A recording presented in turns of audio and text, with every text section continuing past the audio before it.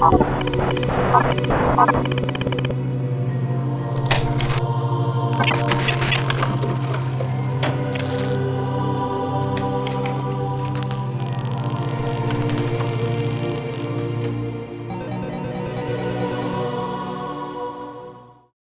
Shadow Over Innsmouth by H.P Lovecraft. Read by Wayne June. 1. During the winter of 1927-28, officials of the federal government made a strange and secret investigation of certain conditions in the ancient Massachusetts seaport of Innsmouth. The public first learned of it in February, when a vast series of raids and arrests occurred, followed by the deliberate burning and dynamiting, under suitable precautions, of an enormous number of crumbling, worm-eaten, and supposedly empty houses along the abandoned waterfront. Uninquiring souls let this occurrence pass as one of the major clashes in a spasmodic war on liquor. Keener news followers, however, wondered at the prodigious number of arrests, the abnormally large force of men used in making them, and the secrecy surrounding the disposal of the prisoners. No trials or even definite charges were reported, nor were any of the captives seen thereafter in the regular jails of the nation. There were vague statements about disease and concentration camps, and later about dispersal in various naval and military prisons, but nothing positive ever developed. Innsmouth itself was left almost depopulated, and it is even now only beginning to show signs of a sluggishly revived existence. Complaints from many liberal organizations were met with long confidential discussions, and representatives were taken on trips to certain camps and prisons. As a result, these societies became surprisingly passive and reticent. Newspaper men were harder to manage, but seemed largely to cooperate with the government in the end. Only one paper, a tabloid always discounted because of its wild policy, mentioned the deep-diving submarine that discharged torpedoes downward in the marine abyss just beyond Devil Reef. That item, gathered by chance in a haunt of sailors, seemed indeed rather far-fetched, since the low, black reef lay a full mile and a half out from Innsmouth harbor. People around the country and in the nearby towns muttered a great deal among themselves, but said very little to the outer world. They had talked about dying and half-deserted Innsmouth for nearly a century, and nothing new could be wilder or more hideous than what they had whispered and hinted at years before. Many things had taught them secretiveness, and there was no need to exert pressure on them. Besides, they really knew little, for wide salt marshes, desolate and unpeopled, kept neighbors off from Innsmouth on the landward side. But at last I am going to defy the ban on speech about this thing. Results, I am certain, are so thorough that no public harm save a shock of repulsion could ever accrue from a hinting of what was found by those horrified men at Innsmouth. Besides, what was found might possibly have more than one explanation. I do not know just how much of the whole tale has been told even to me, and I have many reasons for not wishing to probe deeper. For my contact with this affair has been closer than that of any other layman, and I have carried away impressions which are yet to drive me to drastic measures. It was I who fled frantically out of Innsmouth in the early morning hours of July 16, 1927, and whose frightened appeals for government inquiry and action brought on the whole reported episode. I was willing enough to stay mute while the affair was fresh and uncertain, but now that it is an old story with public interest and curiosity gone, I have an odd craving to whisper about those few frightful hours in that ill-rumored and evilly shadowed seaport of death and blasphemous abnormality. The mere telling helps me to restore confidence in my own faculties, to reassure myself that I was not the first to succumb to a contagious nightmare hallucination. It helps me, too, in making up my mind regarding a certain terrible step which lies ahead of me. I never heard of Innsmouth till the day before I saw it for the first and, so far, last time. I was celebrating my coming of age by a tour of New England, sightseeing, antiquarian, and genealogical, and had planned to go directly from ancient Newburyport to Arkham, whence my mother's family was derived. I had no car, but was traveling by train, trolley, and motor coach, always seeking the cheapest possible route. In Newburyport they told me that the steam train was the thing to take to Arkham, and it was only at the station ticket office when I demurred at the high fare that I learned about Innsmouth. The stout, shrewd-faced agent, whose speech showed him to be no local man, seemed sympathetic toward my efforts at economy, and made a suggestion that none of my other informants had offered. "You could take that old bus, I suppose," he said with a certain hesitation, "but it ain't thought much of hereabouts. It goes through Innsmouth. You may have heard about that. And so the people don't like it. Run by an Innsmouth fellow, Joe Sargent. But never gets any custom from here or Arkham either, I guess. Wonder it keeps running at all. I suppose it's cheap enough, but I never seen more than 2 or 3 people in it, nobody but those Innsmouth folk. Leaves the square, front of Hammond's drugstore, at 10 a.m. and 7 p.m. unless they've changed lately. Looks like a terrible rattletrap. I've never been on it." That was the first I ever heard of shadowed Innsmouth. Any reference to a town not shown on common maps or listed in recent guidebooks would have interested me, and the agent's odd manner of allusion roused something like real curiosity. A town able to inspire such dislike in its neighbors, I thought, must be at least rather unusual and worthy of a tourist's attention. If it came before Arkham, I would stop off there, and so I asked the agent to tell me something about it. He was very deliberate, and spoke with an air of feeling slightly superior to what he said. "Innsmouth? Well, it's a queer kind of town down at the mouth of the Monooksett. Used to be almost a city, quite a port before the War of 1812, but all gone to pieces in the last 100 years or so. No railroad now. B&M never went through, and the branch line from Rowley was given up years ago. More empty houses than there are people, I guess, and no business to speak of except fishing and lobstering. Everybody trades mostly either here or in Arkham or Ipswich. Once they had quite a few mills, but nothing's left now except one gold refinery running on the leanest kind of part-time. That refinery, though, used to be a big thing, and old man Marsh, who owns it, must be richer than Croesus. Queer old duck, though, and sticks mighty close in his home. He's supposed to have developed some skin disease or deformity late in life that makes him keep out of sight. Grandson of Captain Obed Marsh, who founded the business. His mother seems to have been some kind of foreigner. They say a South Sea Islander. So everybody raised Cain when he married an Ipswich girl 50 years ago.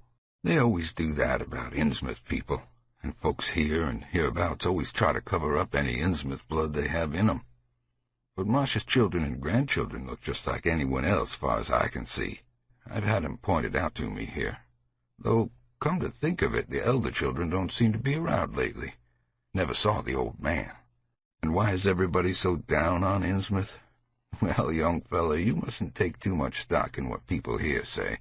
They're hard to get started, but once they do get started, they never let up.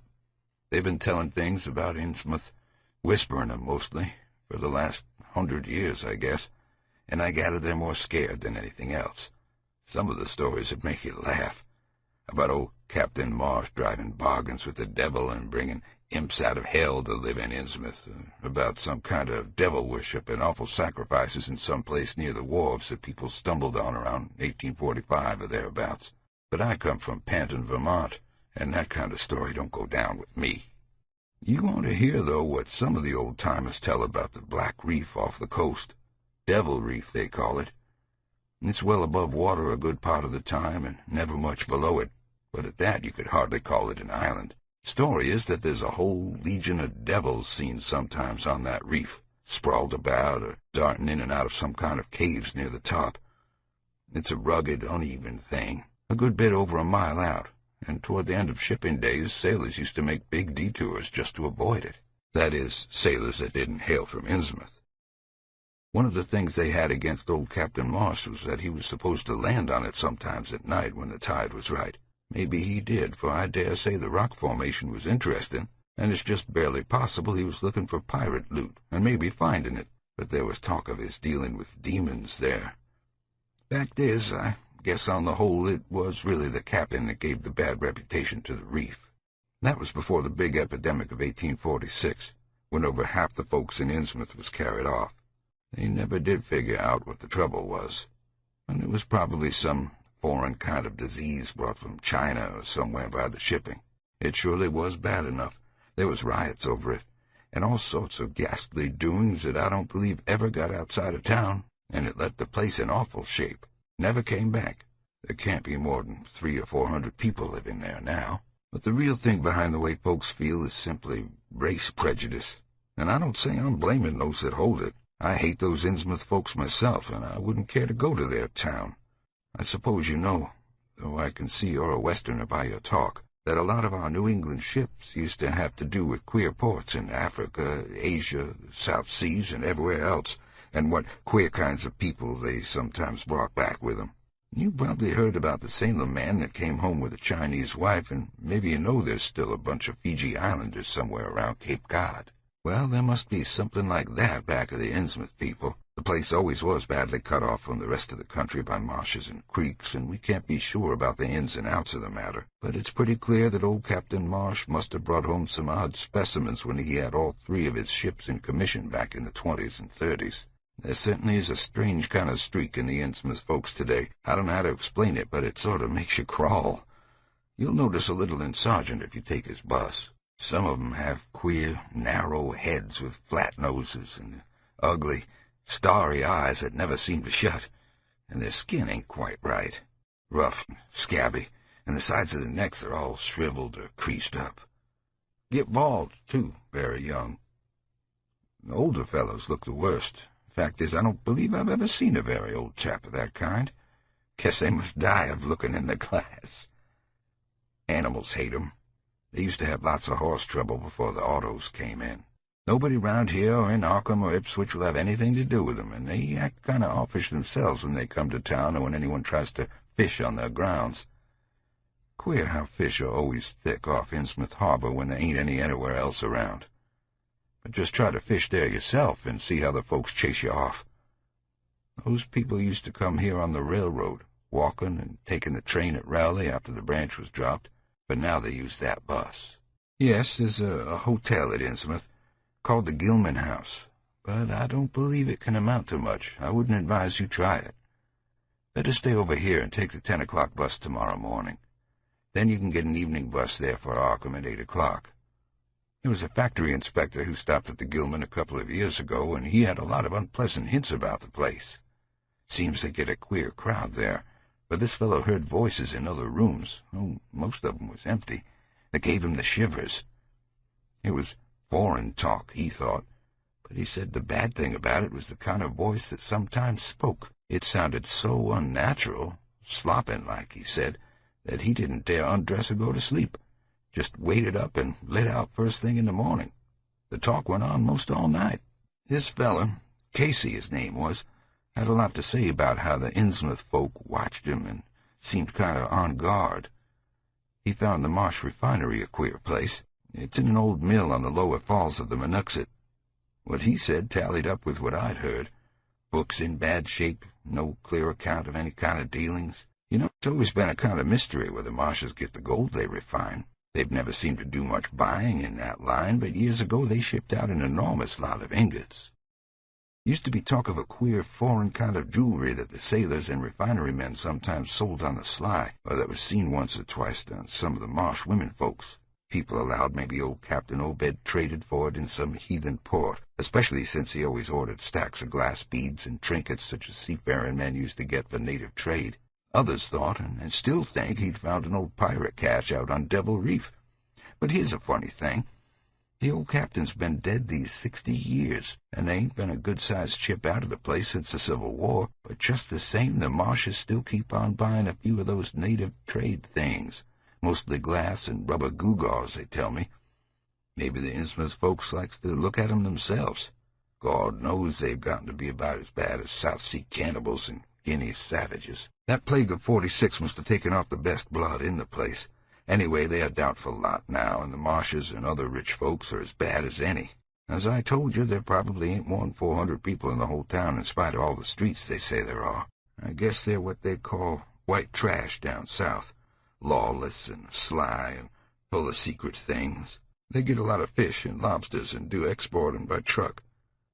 Queer how the fish swarm right there and nowhere else. Nobody can ever keep track of these people, and state school officials and census men have a devil of a time. You can bet that prying strangers ain't welcome around Innsmouth. I've heard personally of more than one business or government man that's disappeared there, and there's loose talk of one who went crazy and is out of Danvers now. They must have fixed up some awful scare for that fella. That's why I wouldn't go at night if I was you. I never been there and have no wish to go. But I guess a daytime trip couldn't hurt you, even though the people hereabouts will advise you not to make it. If you're just sightseeing and looking for old-time stuff, Innsmouth ought to be quite a place for you. And so I spent part of that evening at the Newburyport Public Library looking up data about Innsmouth. When I had tried to question the natives in the shops, the lunchroom, the garages, and the fire station, I had found them even harder to get started than the ticket agent had predicted, and realized that I could not spare the time to overcome their first instinctive reticence. They had a kind of obscure suspiciousness, as if there was something amiss with anyone too much interested in Innsmouth. At the YMCA, where I was stopping, the clerk merely discouraged my going to such a dismal, decadent place, and the people at the library showed much the same attitude. Clearly, in the eyes of the educated, Innsmouth was merely an exaggerated case of civic degeneration. The Essex County histories on the library shelves had very little to say, except that the town was founded in 1643, noted for shipbuilding before the Revolution, a seat of great marine prosperity in the early 19th century, and later a minor factory center using the Murky as power. The epidemic and riots of 1846 were very sparsely treated, as if they formed a discredit to the county. References to the decline were few, though the significance of the later record was unmistakable. After the Civil War, all industrial life was confined to the Marsh Refining Company, and the marketing of gold ingots formed the only remaining bit of major commerce aside from the eternal fishing. That fishing paid less and less as the price of the commodity fell and large-scale corporations offered competition. But there was never a dearth of fish around Innsmouth harbor. Foreigners seldom settled there, and there was some discreetly veiled evidence that a number of Poles and Portuguese who had tried it had been scattered in a peculiarly drastic fashion. Most interesting of all was a glancing reference to the strange jewelry vaguely associated with Innsmouth. It had evidently impressed the whole countryside more than a little, for mention was made of specimens in the museum of Miskatonic University at Arkham and in the display room of the Newburyport Historical Society. The fragmentary descriptions of these things were bald and prosaic, but they hinted to me an undercurrent of persistent strangeness. Something about them seemed so odd and provocative that I could not put them out of my mind, and despite the relative lateness of the hour, I resolved to see the local sample, said to be a large, queerly proportioned thing evidently meant for a tiara, if it could possibly be arranged. The librarian gave me a note of introduction to the curator of the society, a Miss Anna Tilton, who lived nearby, and after a brief explanation, that ancient gentlewoman was kind enough to pilot me into the closed building, since the hour was not outrageously late. The collection was a notable one indeed, but in my present mood I had eyes for nothing but the bizarre object which glistened in a corner cupboard under the electric lights. It took no excessive sensitiveness to beauty to make me literally gasp at the strange, unearthly splendor of the alien, opulent fantasy that rested there on a purple velvet cushion. Even now I can hardly describe what I saw, though it was clearly enough a sort of tiara, as the description had said. It was tall in front, and with a very large and curiously irregular periphery, as if designed for a head of almost freakishly elliptical outline. The material seemed to be predominantly gold, though a weird, lighter lustrousness hinted at some strange alloy with an equally beautiful and scarcely identifiable metal. Its condition was almost perfect, and one could have spent hours in studying the striking and puzzlingly untraditional designs, some simply geometrical, some plainly marine, chased or molded in high relief on its surface with a craftsmanship of incredible skill and grace. The longer I looked, the more the thing fascinated me, and in this fascination there was a curiously disturbing element hardly to be classified or accounted for. At first I decided that it was the queer, otherworldly quality of the art which made me uneasy. All other art objects I had ever seen either belonged to some known racial or national stream, or else were consciously modernistic defiances of every recognized stream. This tiara was neither. It clearly belonged to some settled technique of infinite maturity and perfection, yet that technique was utterly remote from any, Eastern or Western, ancient or modern, which I had ever heard of or seen exemplified. It was as if the workmanship were that of another planet. However, I soon saw that my uneasiness had a second and perhaps equally potent source residing in the pictorial and mathematical suggestion of the strange designs.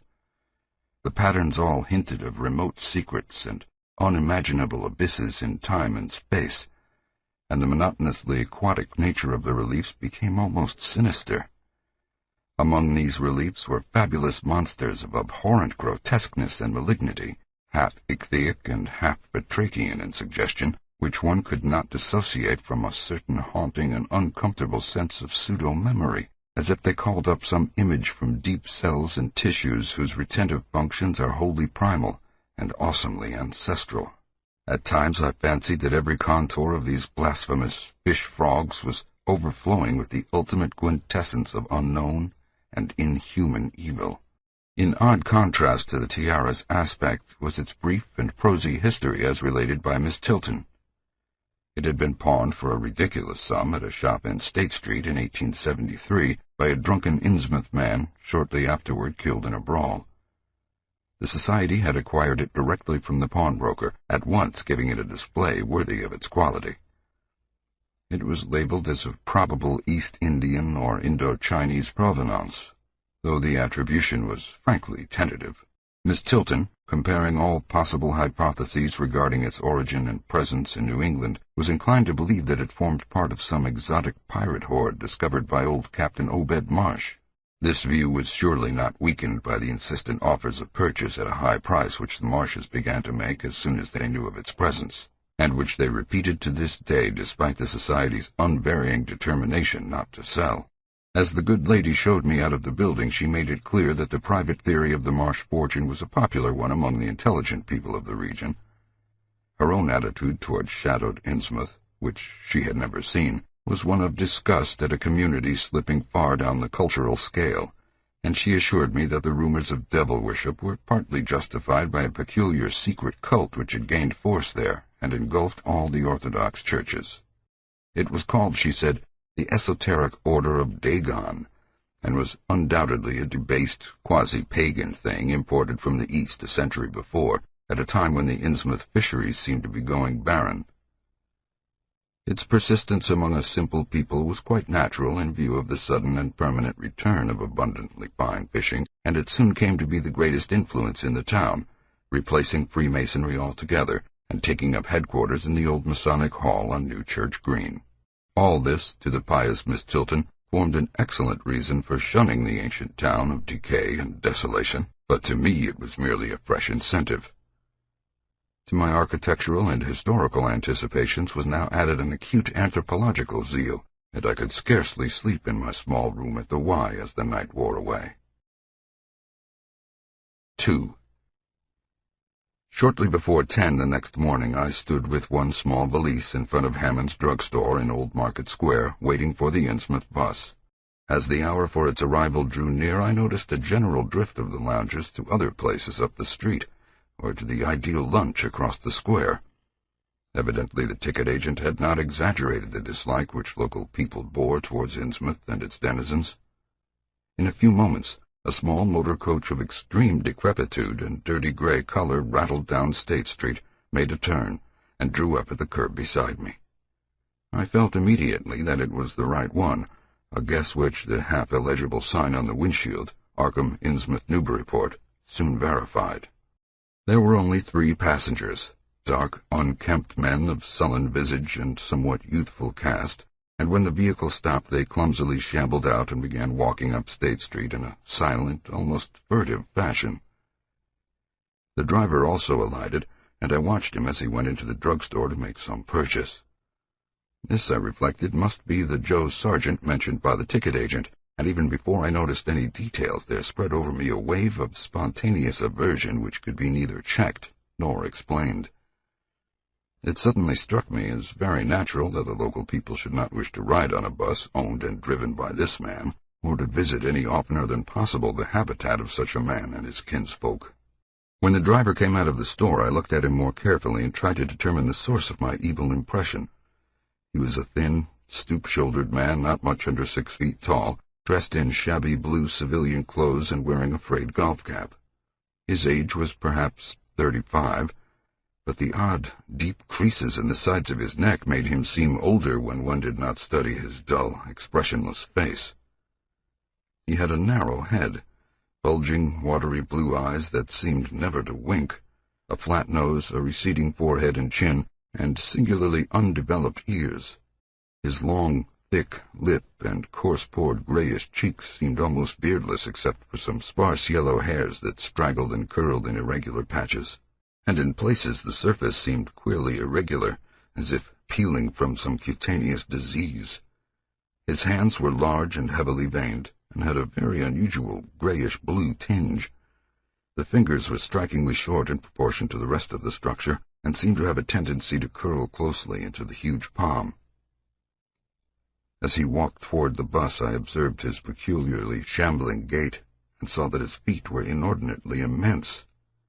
The more I studied them, the more I wondered how he could buy any shoes to fit them. A certain greasiness about the fellow increased my dislike. He was evidently given to working or lounging around the fish docks, and carried with him much of their characteristic smell.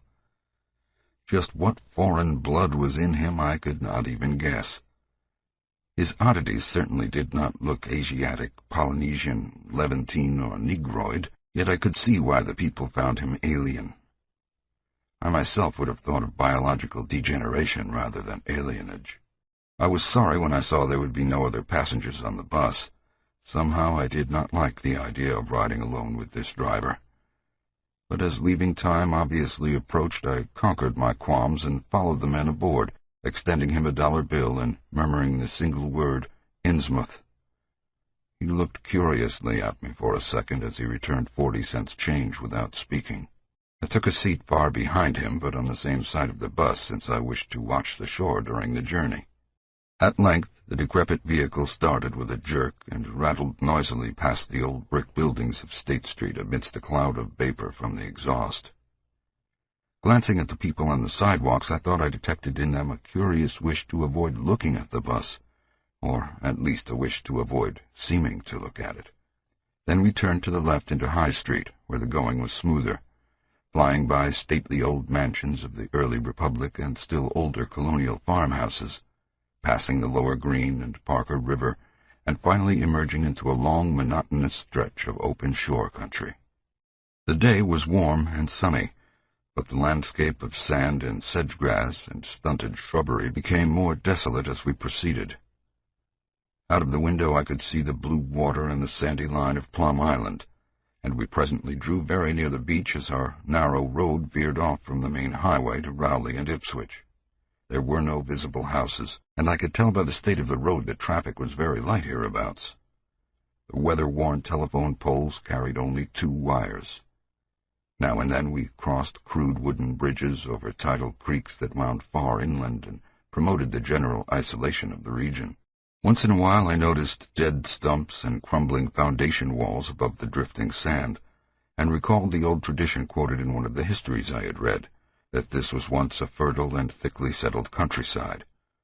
The change, it was said, came simultaneously with the Innsmouth epidemic of 1846, and was thought by simple folk to have a dark connection with hidden forces of evil. Actually, it was caused by the unwise cutting of woodlands near the shore, which robbed the soil of the best protection and opened the way for waves of wind-blown sand. At last we lost sight of Plum Island and saw the vast expanse of the open Atlantic on our left. Our narrow course began to climb steeply, and I felt a singular sense of disquiet in looking at the lonely crest ahead where the rutted roadway met the sky.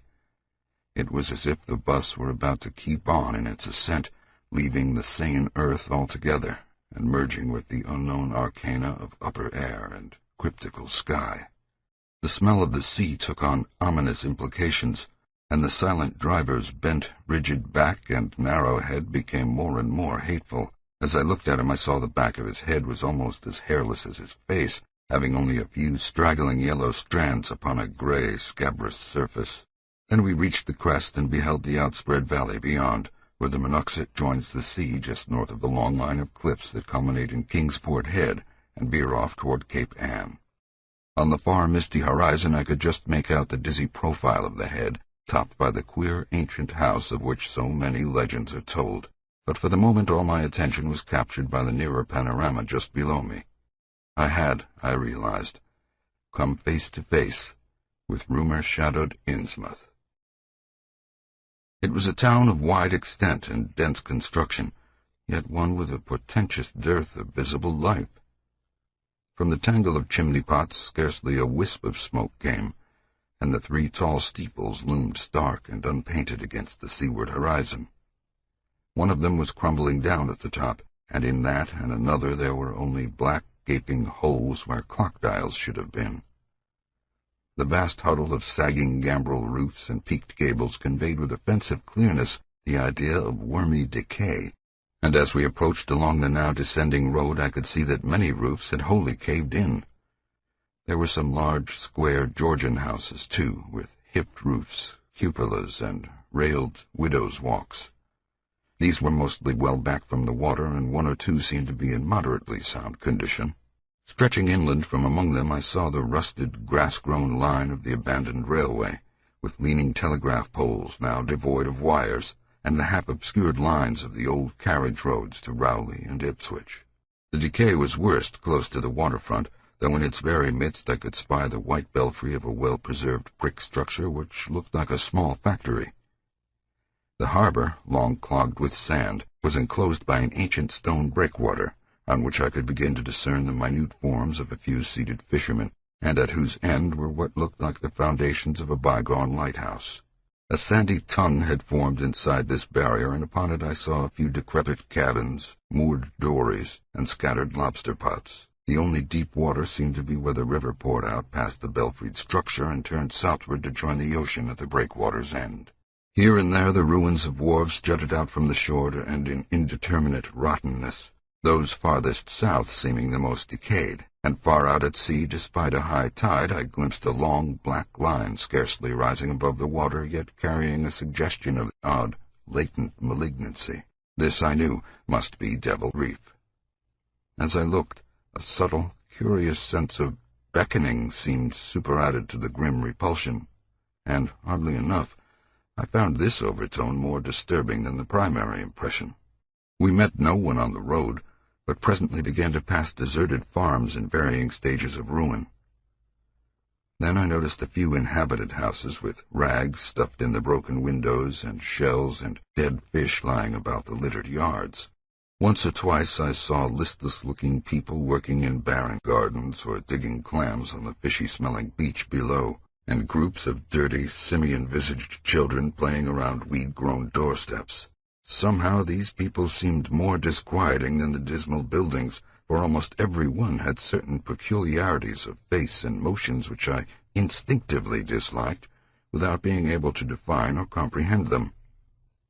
For a second I thought this typical physique suggested some picture I had seen, perhaps in a book, under circumstances of particular horror or melancholy, but this pseudo-recollection passed very quickly. As the bus reached a lower level, I began to catch the steady note of a waterfall through the unnatural stillness. The leaning, unpainted houses grew thicker, lined both sides of the road, and displayed more urban tendencies than did those we were leaving behind. The panorama ahead had contracted to a street scene, and in spots I could see where a cobblestone pavement and stretches of brick sidewalk had formerly existed. All the houses were apparently deserted, and there were occasional gaps where tumble-down chimneys and cellar walls told of buildings that had collapsed.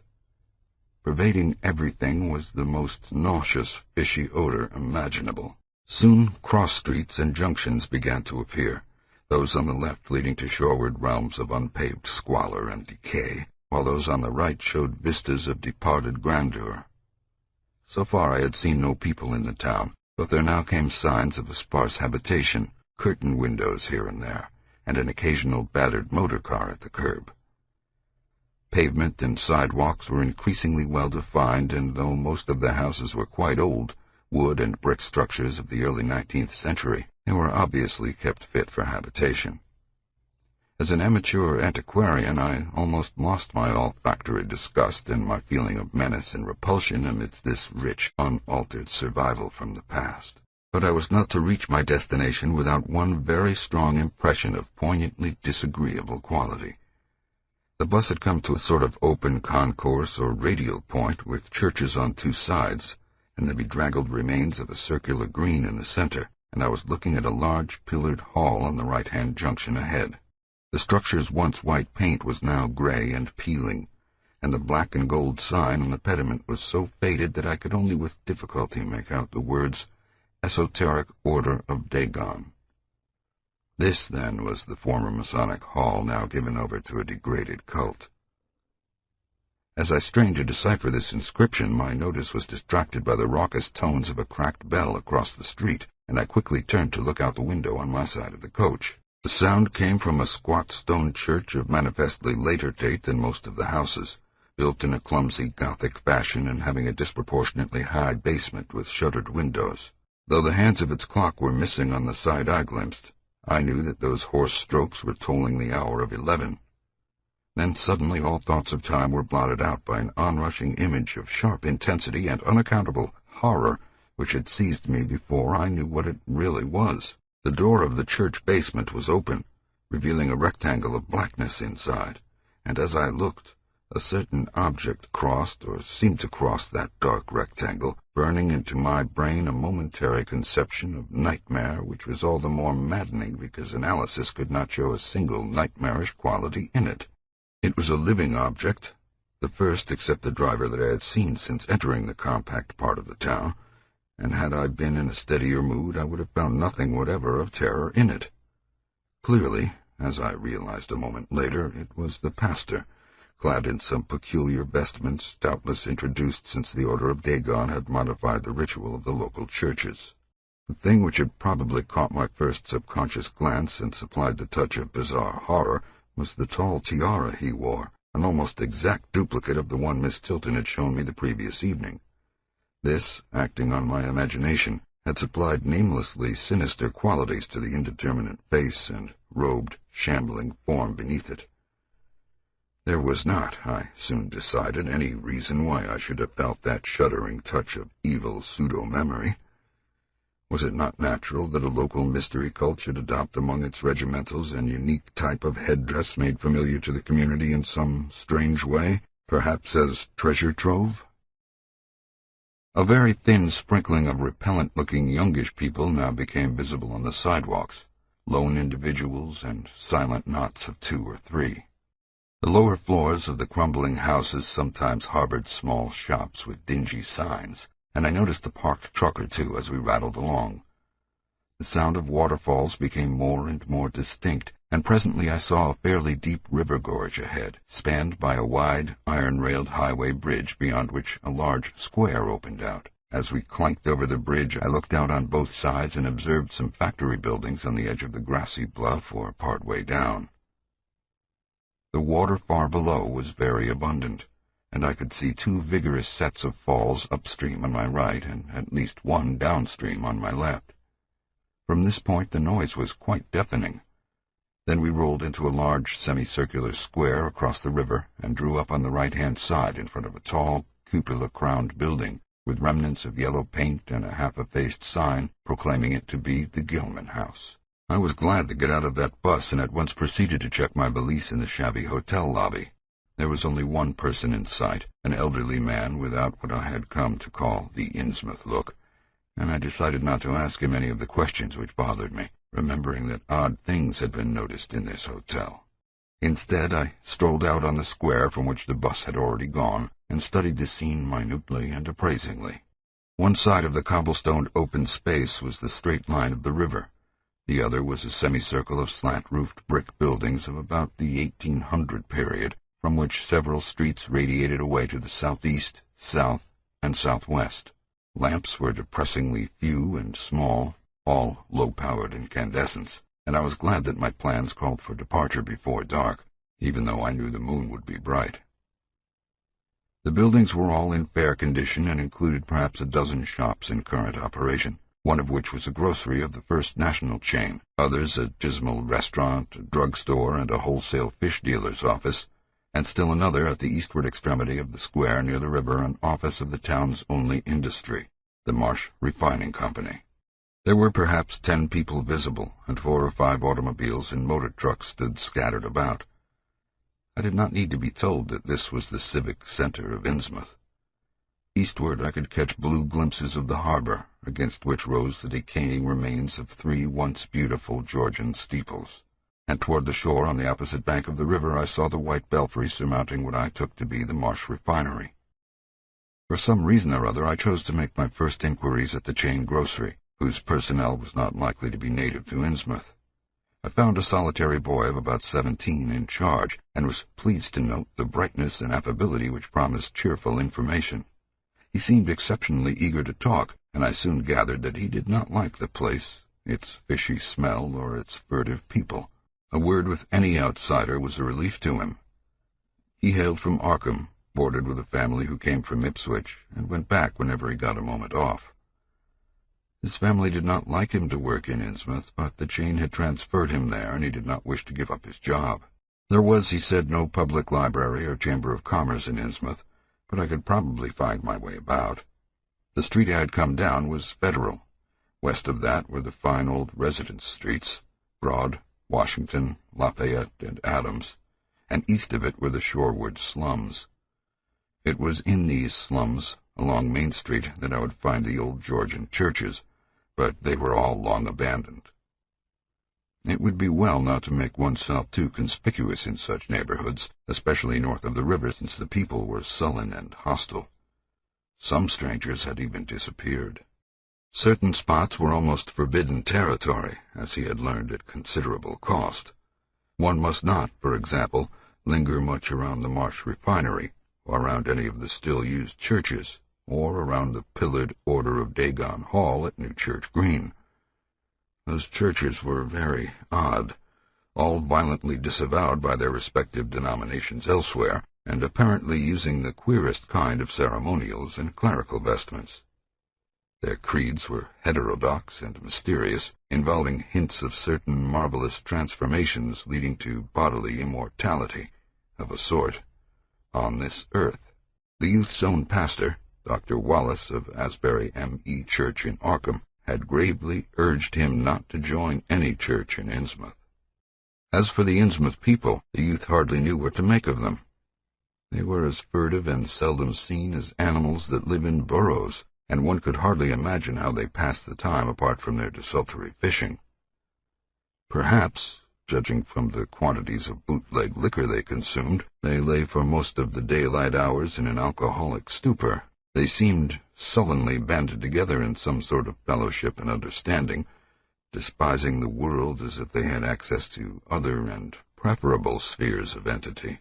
Their appearance, especially those staring, unwinking eyes which one never saw shut, was certainly shocking enough, and their voices were disgusting. It was awful to hear them chanting in their churches at night, and especially during their main festivals or revivals, which fell twice a year on April 30th and October 31st. They were very fond of the water, and swam a great deal in both river and harbor. Swimming races out to Devil Reef were very common, and everyone in sight seemed well able to share in this arduous sport.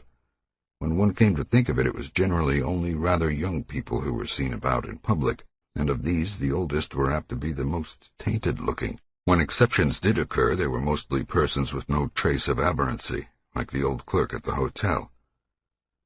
One wondered what became of the bulk of the older folk, and whether the Innsmouth look were not a strange and insidious disease phenomenon which increased its hold as years advanced. Only a very rare affliction, of course, could bring about such vast and radical anatomical changes in a single individual after maturity, changes invoking osseous factors as basic as the shape of the skull. But then even this aspect was no more baffling and unheard of than the visible features of the malady as a whole. It would be hard, the youth implied, to form any real conclusions regarding such a matter, since one never came to know the natives personally, no matter how long one might live in Innsmouth. The youth was certain that many specimens even worse than the worst visible ones were kept locked indoors in some places. People sometimes heard the queerest kind of sounds. The tottering waterfront hovels north of the river were reputedly connected by hidden tunnels, being thus a veritable warren of unseen abnormalities. What kind of foreign blood, if any, these beings had, it was impossible to tell. They sometimes kept certain especially repulsive characters out of sight when government and others from the outside world came to town. It would be of no use, my informant said, to ask the natives anything about the place. The only one who would talk was a very aged but normal-looking man who lived at the poorhouse on the north rim of the town and spent his time walking about or lounging around the fire station. This hoary character, Zadok Allen, was 96 years old and somewhat touched in the head, besides being the town drunkard. He was a strange, furtive creature who constantly looked over his shoulder as if afraid of something, and when sober could not be persuaded to talk at all with strangers. He was, however, unable to resist any offer of his favorite poison, and once drunk would furnish the most astonishing fragments of whispered reminiscence. After all, though, little useful data could be gained from him, since his stories were all insane, incomplete hints of impossible marvels and horrors which could have no source save in his own disordered fancy. Nobody ever believed him.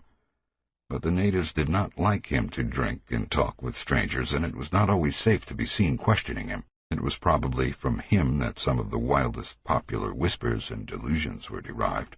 Several non-native residents had reported monstrous glimpses from time to time, but between old Zadok's tales and the malformed inhabitants, it was no wonder such illusions were current. None of the non-natives ever stayed out late at night, there being a widespread impression that it was not wise to do so. Besides, the streets were loathsomely dark. As for business, the abundance of fish was certainly almost uncanny, but the natives were taking less and less advantage of it. Moreover, prices were falling and competition was growing. Of course, the town's real business was the refinery, whose commercial office was on the square only a few doors east of where we stood. Old Man Marsh was never seen, but sometimes went to the works in a closed, curtained car. There were all sorts of rumors about how Marsh had come to look. He had once been a great dandy, and people said he still wore the frock-coated finery of the Edwardian age, curiously adapted to certain deformities. His son had formerly conducted the office in the square, but latterly they had been keeping out of sight a good deal and leaving the brunt of affairs to the younger generation. The sons and their sisters had come to look very queer, especially the elder ones, and it was said their health was failing. One of the Marsh daughters was a repellent, reptilian-looking woman who wore an excess of weird jewelry clearly of the same exotic tradition as that to which the strange tiara belonged. My informant had noticed it many times and had heard it spoken of as coming from some secret horde, either of pirates or of demons. The clergymen, or priests, or whatever they were called nowadays, also wore this kind of ornament as a headdress, but one seldom caught glimpses of them. Other specimens the youth had not seen, though many were rumored to exist around Innsmouth. The Marshes, together with the other 3 gently bred families of the town, the Waits, the Gilmans, and the Elliots, were all very retiring. They lived in immense houses along Washington Street, and several were reputed to harbor in concealment certain living kinsfolk whose personal aspect forbade public view, and whose deaths had been reported and recorded. Warning me that many of the street signs were down, the youth drew for my benefit a rough but ample and painstaking sketch map of the town's salient features. After a moment's study, I felt sure that it would be of great help, and pocketed it with profuse thanks. Disliking the dinginess of the single restaurant I had seen, I bought a fair supply of cheese crackers and ginger wafers to serve as a lunch later on. My program, I decided, would be to thread the principal streets, talk with any non-natives I might encounter, and catch the 8 o'clock coach for Arkham.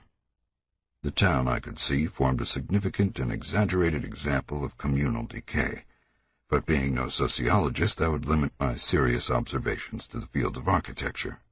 Thus I began my systematic, though half-bewildered tour of Innsmouth's narrow, shadow-blighted ways. Crossing the bridge and turning toward the roar of the lower falls, I passed close to the Marsh refinery, which seemed to be oddly free from the noise of industry. The building stood on the steep river bluff near a bridge and an open confluence of streets which I took to be the earliest civic center, displaced after the Revolution by the present town square. Recrossing the gorge on the Main Street bridge, I struck a region of utter desertion which somehow made me shudder. Collapsing huddles of gambrel roofs formed a jagged and fantastic skyline, above which rose the ghoulish, decapitated steeple of an ancient church. Some houses along Main Street were tenanted, but most were tightly boarded up. Down unpaved side streets I saw the black, gaping windows of deserted hovels, many of which leaned at perilous and incredible angles through the sinking of part of the foundations.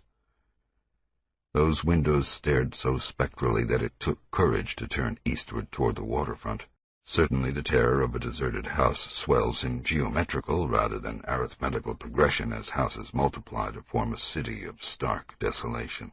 The sight of such endless avenues of fishy-eyed vacancy and death, and the thought of such linked infinities of black, brooding compartments given over to cobwebs and memories and the conqueror worm, start up vestigial fears and aversions that not even the stoutest philosophy can disperse. Fish Street was as deserted as Main, though it differed in having many brick and stone warehouses still in excellent shape. Water Street was almost its duplicate, save that there were great seaward gaps where wharves had been. Not a living thing did I see except for the scattered fishermen on the distant breakwater, and not a sound did I hear save the lapping of the harbor tides and the roar of the falls in the Monoxet. The town was getting more and more on my nerves, and I looked behind me furtively as I picked my way back over the tottering Water Street Bridge. The Fish Street Bridge, according to the sketch, was in ruins. North of the river there were traces of squalid life. Active fish-packing houses in Water Street, smoking chimneys and patch roofs here and there, occasional sounds from indeterminate sources, and infrequent shambling forms in the dismal streets and unpaved lanes. But I seemed to find this even more oppressive than the southerly desertion. For one thing, the people were more hideous and abnormal than those near the center of the town, so that I was several times evilly reminded of something utterly fantastic which I could not quite place. Undoubtedly the alien strain in the Innsmouth folk was stronger here than farther inland, unless indeed the Innsmouth look were a disease rather than a blood stain, in which case this district might be held to harbor more advanced cases. One detail that annoyed me was the distribution of the few faint sounds I heard. They ought naturally to have come wholly from the visibly inhabited houses, yet in reality were often strongest inside the most rigidly boarded-up facades. There were creakings, scurryings, and hoarse, doubtful noises, and I thought uncomfortably about the hidden tunnels suggested by the grocery boy. Suddenly I found myself wondering what the voices of those denizens would be like. I had heard no speech so far in this quarter, and was unaccountably anxious not to do so. Pausing only long enough to look at two fine but ruinous old churches at Main and Church Streets, I hastened out of that vile waterfront slum. My next logical goal was New Church Green, but somehow or other I could not bear to repass the church in whose basement I had glimpsed the inexplicably frightening form of that strangely diademed priest or pastor. Besides, the grocery youth had told me that churches, as well as the Order of Dagon Hall, were not advisable neighborhoods for strangers. Accordingly, I kept north along Main to Martin, then turning inland, crossing Federal Street safely north of the Green, and entering the decayed patrician neighborhood of Northern Broad, Washington, Lafayette, and Adams Streets. Though these stately old avenues were ill-surfaced and unkempt, their elm-shaded dignity had not entirely departed. Mansion after mansion claimed my gaze, most of them decrepit and boarded up amidst neglected grounds, but one or two in each street showing signs of occupancy. In Washington Street there was a row of 4 or 5 in excellent repair, and with finely tended lawns and gardens. The most sumptuous of these, with wide terraced parterres extending back the whole way to Lafayette Street, I took to be the home of Old Man Marsh, the afflicted refinery owner. In all these streets no living thing was visible, and I wondered at the complete absence of cats and dogs from Innsmouth. Another thing which puzzled and disturbed me, even in some of the best-preserved mansions, was the tightly shuttered condition of many third-story and attic windows.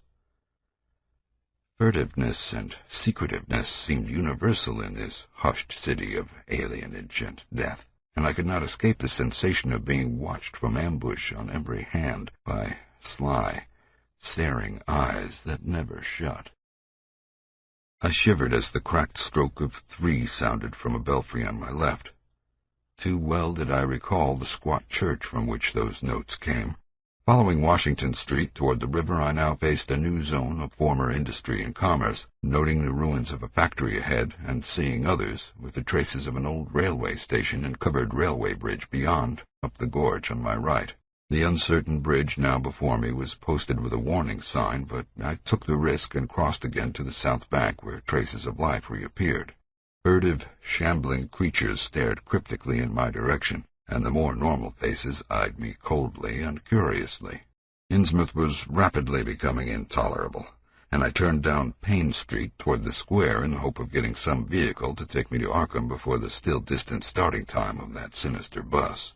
It was then that I saw the tumble-down fire station on my left, and noticed the red-faced, bushy-bearded, watery-eyed old man in nondescript rags, who sat on a bench in front of it talking with a pair of unkempt but not abnormal-looking firemen.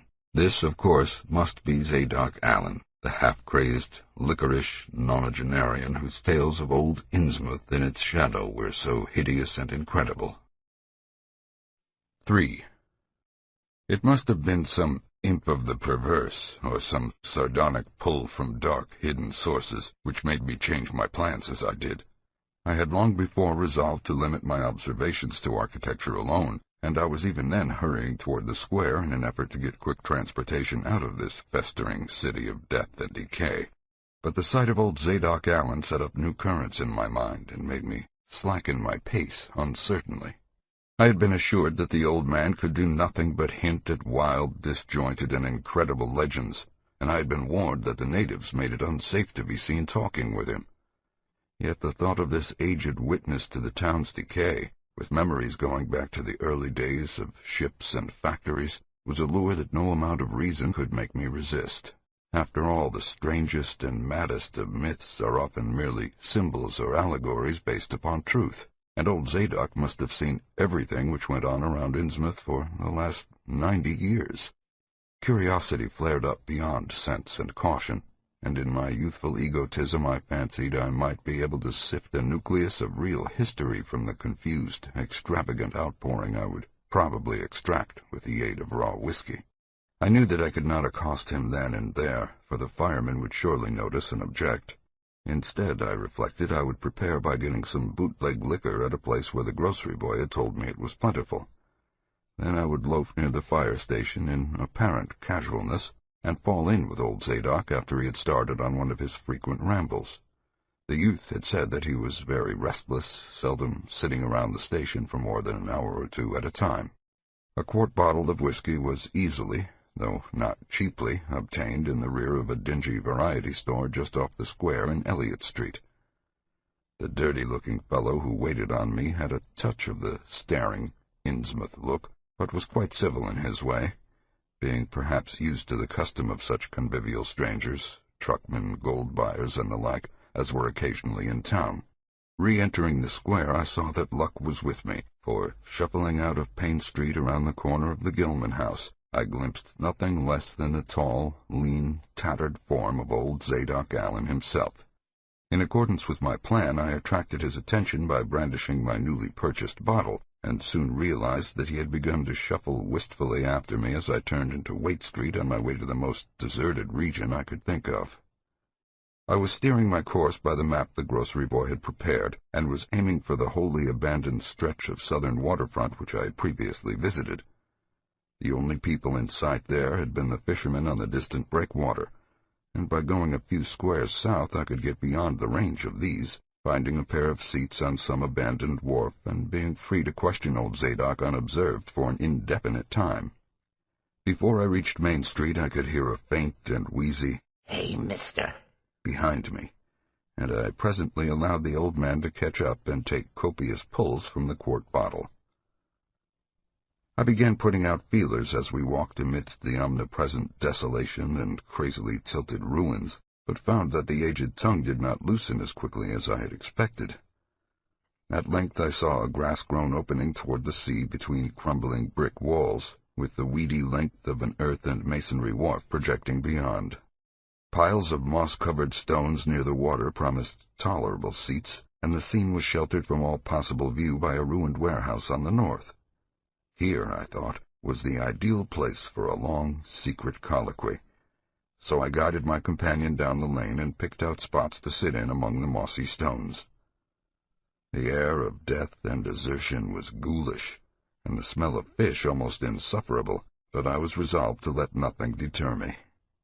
About 4 hours remained for conversation if I were to catch the 8 o'clock coach for Arkham, and I began to dole out more liquor to the ancient tippler, meanwhile eating my own frugal lunch.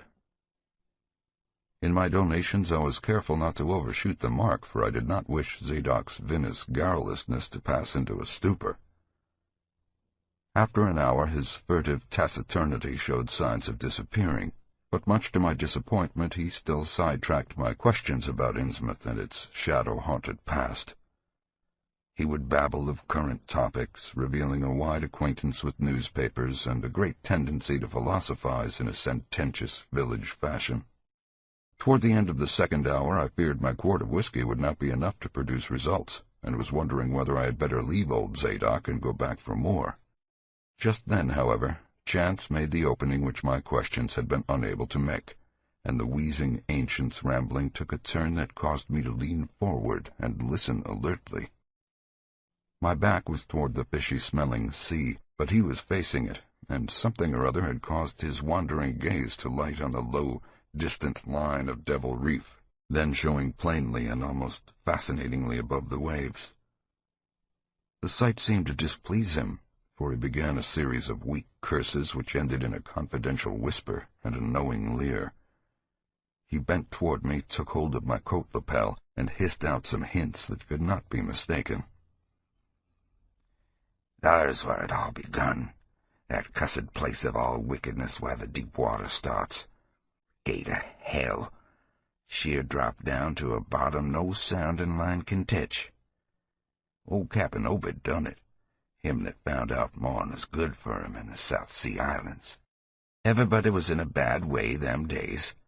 Trade falling off, mills losing business, even the new ones, and the best of our men's folk killed or privateering in the War of 1812, or lost with the Elizy brig and the Ranger scow, both of 'em Gilman ventures. Obed Marsh, he had 3 ships afloat, Brigantine Columbia, Brig Hefty, and bark Sumatra Queen. He was the only one as kept on with the East Indian Pacific trade, though Esdras Martin's barkentine Malay Bride made a venture as late as 28. Never was nobody like Cap'n Obed, old limb of Satan. I can mind him a-telling about foreign parts, and calling all the folks stupid for going to Christian meeting and bearing their burdens meek and lowly. Says they ought to get better gods like some of the folks in the Injies, gods that'd bring 'em good fishing in return for their sacrifices, and 'd really answer folks' prayers. Matt Elliott, his first mate, talked a lot too, only he was agin folks doing any heathen things. Told about an island east of Otaheite where there was a lot of stone ruins older than anybody knew anything about, kind of like them on Ponape in the Carolines, but with carvings of faces that looked like the big statues on Easter Island. There was a little volcanic island near there, too, where there was other ruins with different carving. Ruins all wore away like they'd been under the sea once, and with pictures of awful monsters all over 'em. Well, sir, Matt, he says the natives around there had all the fish they could catch, and sported bracelets and armlets and head rigs made out of some queer kind of gold, and covered with pictures of monsters just like the ones carved over the ruins on the little island. Sort of fish-like frogs, frog-like fishes that was drawed in all kinds of positions like they was human beings. Nobody could get out of them where they got all the stuff, and all the other natives wondered how they managed to find fish in plenty even when the very next island had lean pickings. Matt, he got to wondering too, and so did Cap'n Obed. Obed, he notices besides that lots of the handsome young folks would drop out of sight for good from year to year, and that they want many old folks around. Also, he thinks some of the folks look dinned queer, even for Kanakees. It took Obed to get the truth out of them heathen. I don't know how he done it, but he begun by trading for the gold-like things they wore, asked 'em where they come from, and if they could get more, and finally wormed the story out of the old chief. Wallachia, they called him. Nobody but Obed had ever believed the old yellow devil, but the captain could read folks like they was books. Nobody never believes me now when I tell 'em, and I don't suppose you will, young feller. Though, come to look at you, you have kind got them sharp-reading eyes like Obed had." The old man's whisper grew fainter, and I found myself shuddering at the terrible and sincere portentousness of his intimation, even though I knew his tale could be nothing but drunken fantasy. "Well, sir, Obed he learned that there's things on this earth as most folks never heard about, and wouldn't believe if they did hear.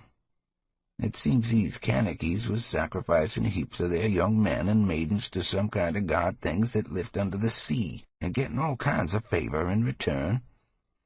They met the things on the little islet with the queer ruins, and it seems them awful pictures of frog-fish monsters was supposed to be pictures of these things. Maybe they was the kind of critters as got all the mermaid stories and such started. They had all kinds of cities on the sea bottom, and this island was heaved up from there. Seems there was some of the things alive in the stone buildings when the island come up sudden to the surface. That's how the Kanakys got wind they was down there. Made sign talk as soon as they got over being scared, and pieced up a bargain afore long. Them things like human sacrifices. Had 'em ages before, but lost track of the upper world after a time. What they done to the victims it ain't for me to say, and I guess Obed wasn't none too sharp about asking. But it was all right with the heathens because they'd been having a hard time and was desperate about everything. They'd give a certain number of young folks to the sea things twice every year, May Eve and Halloween, regular as could be. Also give 'em some of the carved knickknacks they made. What the things agreed to give in return was plenty of fish. They drove 'em in from all over the sea, and a few gold-like things now and then.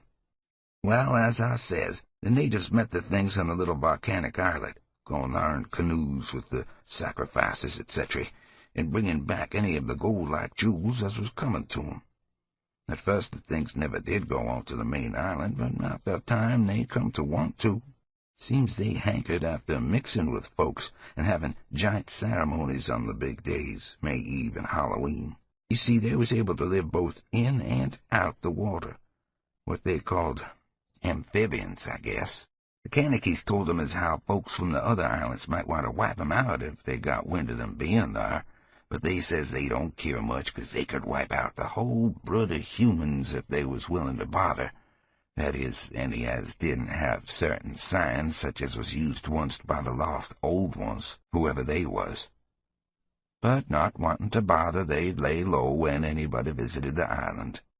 When it come to mating with them toad-looking fishes, the Kanakys kind of balked, but finally they learned something as put a new face on the matter. Seems that human folks has got a kind of relation to such water beasts, that everything alive come out of the water once and only needs a little change to go back again. Them things told the Kanakys that if they mixed bloods, they'd be children as'd look human at first, but later turn more and more like the things, till finally they'd take to the water and join the main lot of things down there. And this is the important part, young feller. Them as turned into fish things and went into the water wouldn't never die. Them things never died except they was killed violent. Well, sir, it seems by the time Obed knowed them islanders, they was all full of fish blood from them deep-water things. When they got old and begun to show it, they was kept hidden till they felt like taking to the water and quitting the place. Some was more tetched than others, and some never did change quite enough to take to the water, but mostly they turned out just the way them things said. Them as was born more like the things changed early, but them as was nearly human sometimes stayed on the island till they was past 70, though they'd usually go down under for trial trips afore that. Folks as had took to the water generally come back a good deal to visit, so's a man'd often be talking to his own 5 times great-grandfather who'd left the dry land a couple of 100 years or so afore.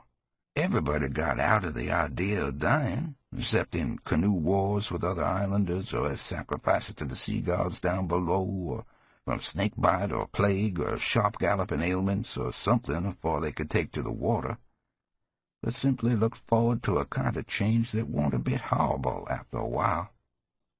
They thought what they'd got was well worth all they'd had to give up. and I guess Obed kinda come to think the same hisself when he chewed over old Wallachiyah's story a bit. Wallachiyah, though, was one of them few as hadn't got none of the fish blood, being of a royal line that intermarried with royal lines on other islands.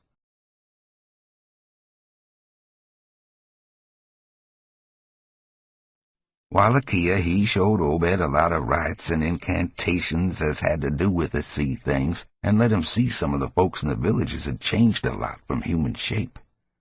Somehow or other, though, he never would let him see one of the regular things from right out the water. In the end, he gave him a funny kind of thingamajig made out of lead or something that he said would bring up the fish things from any place in the water where there might be a nest of 'em.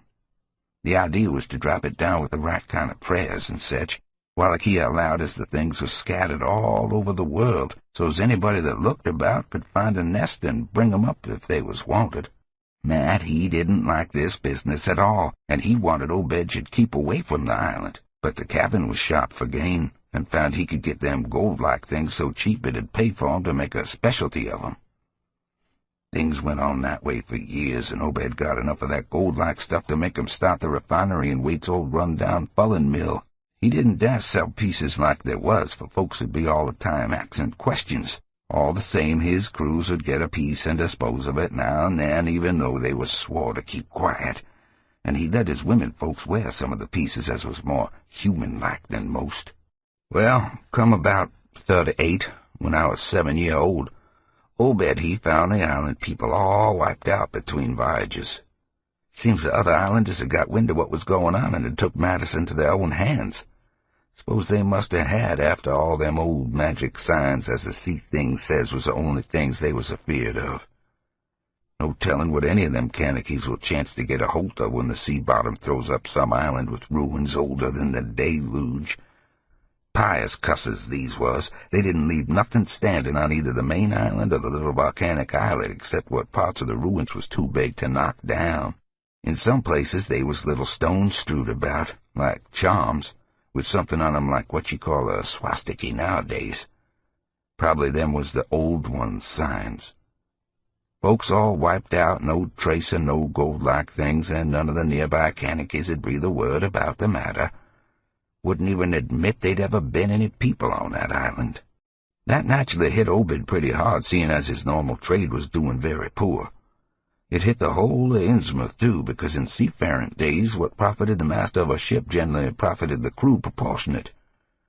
Most of the folks around the town took the hard times kind of sheep-like and resigned, but they was in bad shape because the fishing was petering out and the mills warn't doing none too well. Then's the time Obed he began a-cussin' at the folks for being dull sheep and praying to a Christian heaven as didn't help 'em none. He told 'em he'd know the folks as prayed to gods that give something ye'd really need, and says if a good bunch of men had stand by him, he could maybe get a holt of sartain powers as'd bring plenty of fish and quite a bit of gold. Of course, them as sarved on the Sumatry Queen and seed to the island knowed what he meant, and wa'n't none too anxious to get close to the sea things like they'd heard tell on. But them as didn't know what 'twas all about got kind of swayed by what Obed had to say, and begun to ask him what he could do to set him on the way to the faith that is'd bring him results. Here the old man faltered, mumbled, and lapsed into a moody and apprehensive silence, glancing nervously over his shoulder and then turning back to stare fascinatedly at the distant black reef. When I spoke to him, he did not answer, so I knew I would have to let him finish the bottle. The insane yarn I was hearing interested me profoundly, for I fancied there was contained within it a sort of crude allegory based upon the strangeness of Innsmouth, and elaborated by an imagination at once creative and full of scraps of exotic legend. Not for a moment did I believe that the tale had any really substantial foundation, but nonetheless the account held a hint of genuine terror, if only because it brought in references to strange jewels clearly akin to the malign tiara I had seen at Newburyport. Perhaps the ornaments had, after all, come from some strange island, and perhaps the wild stories were lies of the bygone Obed himself, rather than of this antique toper. I handed Zadok the bottle, and he drained it to the last drop. It was curious how he could stand so much whiskey, for not even a trace of thickness had come into his high, wheezy voice. He licked the nose of the bottle and slipped it into his pocket, then beginning to nod and whisper softly to himself. I bent close to catch any articulate words he might utter, and thought I saw a sardonic smile behind the stained, bushy whiskers. Yes, he was really forming words, and I could grasp a fair proportion of them. Poor Matt. Matt, he allus was agin it. Tried to line up the folks on his side, and had long talks with the preachers. No use. They run the Congregational parson out of town, and the Methodist fella quit. Never did see resolved Babcock, the Baptist parson, again. Wrath of Jehovah. I was a mighty little critter, but I heard what I heard, and seen what I seen. Dagon and Ashtoreth, Belial and Beelzebub, golden calf and the idols of Canaan and the Philistines, Babylonish abominations, meeny, tickle, parson. He stopped again, and from the look in his watery blue eyes I feared he was close to a stupor after all. But when I gently shook his shoulder, he turned on me with astonishing alertness and snapped out some more obscure phrases. Don't believe me, eh?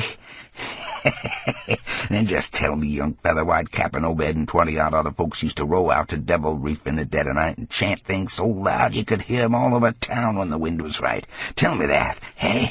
And tell me why Obed was always dropping heavy things down into the deep water the other side of the reef, where the bottom shoots down like a cliff low and ye can sound. Tell me what he done with that funny-shaped lead thingamajig as Wallachia gave him, eh, boy? What did they all howl on May Eve and again the next Halloween? And why the new church parsons fellers as used to be sailors wear them queer robes and cover theyselves with them gold-like things Obed brung, eh? The watery blue eyes were almost savage and maniacal now, and the dirty white beard bristled electrically. Old Zadok probably saw me shrink back, for he began to cackle evilly. Beginning to see, eh? Maybe you'd like to have been me in them days when I'd seen things at night out to sea from the cupola top of my house. Oh, I can tell ye, little pitchers have big ears, and I warn't missing nothing of what was gossiped about Cap'n Obed and the folks out to the reef. How about the night I took my pa's ship's glass up to the cupola and seed the reef a-bristling thick with shapes that dove off quick soon's the moon riz? Obed and the folks was in a dory, but them shapes dove off the far side into the deep water and never come up. How'd you like to be a little shaver alone in a cupola watching shapes as warn't human shapes? The old man was getting hysterical, and I began to shiver with a nameless alarm. He laid a gnarled claw on my shoulder, and it seemed to me that its shaking was not altogether that of mirth. Suppose one night he seed something heavy heaved off Obed's door on the reef and then learned next day that a young fellow was missing from home, eh? Did anybody ever see Hide of Hiram Gilman again? Did they? And Nick Pierce and Llewellyn Wade and Adoniram Southwick and Henry Garrison? Nay. Sheeps talking sign language with their hands. Them as had real hands. Well, sir, that was the time Obed begun to get on his feet again. Folks see his 3 darters wearing gold-like things that nobody never seen on 'em before, and smoke started coming out of the finery chimbley. Other folks was prospering, too. Fish begun to swarm into the harbor fit to kill, and heaven knows what sized cargoes we begun to ship out to Newburyport, Arkham, and Boston. 'Twas then Obed got the Old Branch Railroad put through.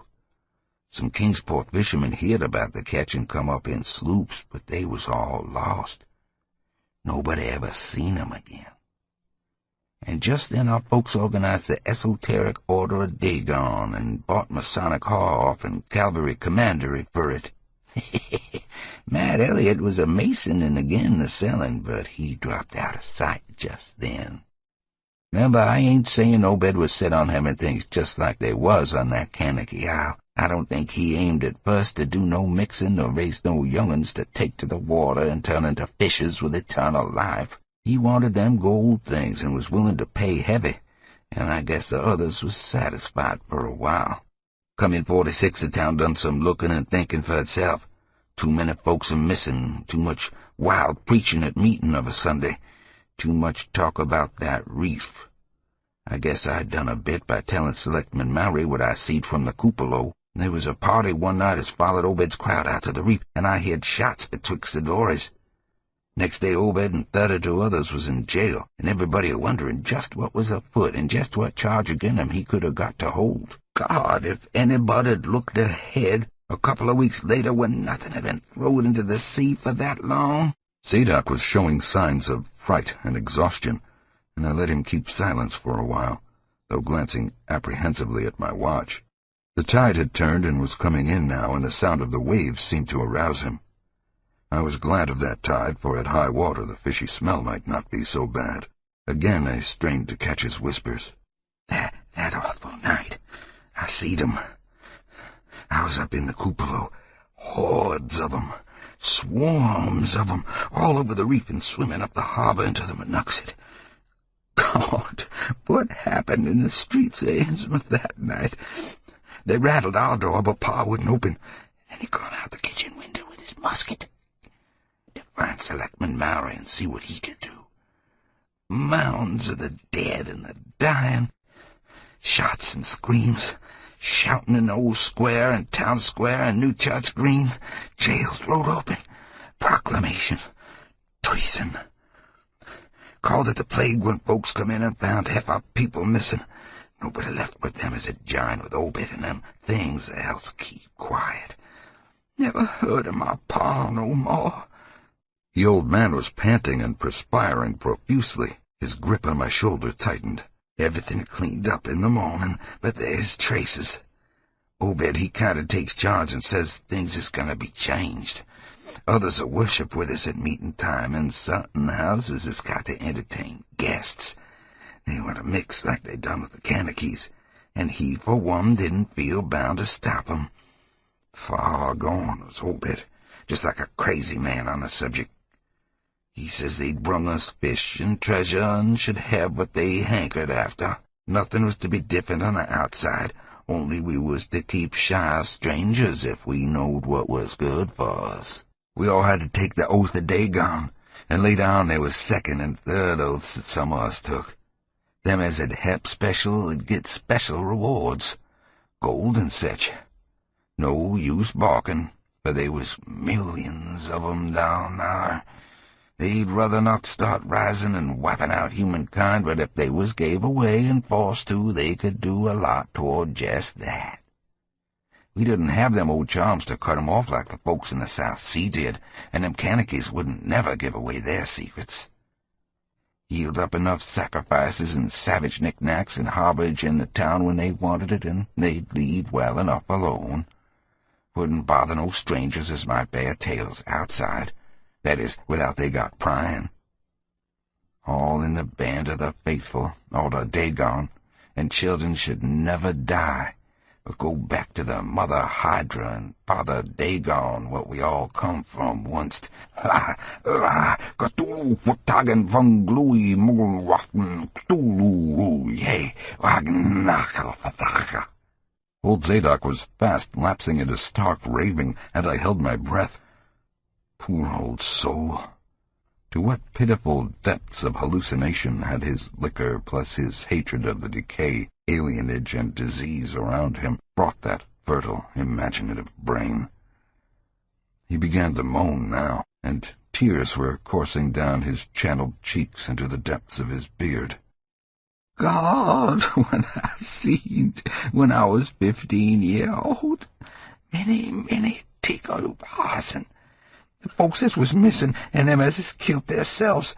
Them as has told things in Arkham or Ipswich or such places was all called crazy, like you're calling me now. But God, what I seen.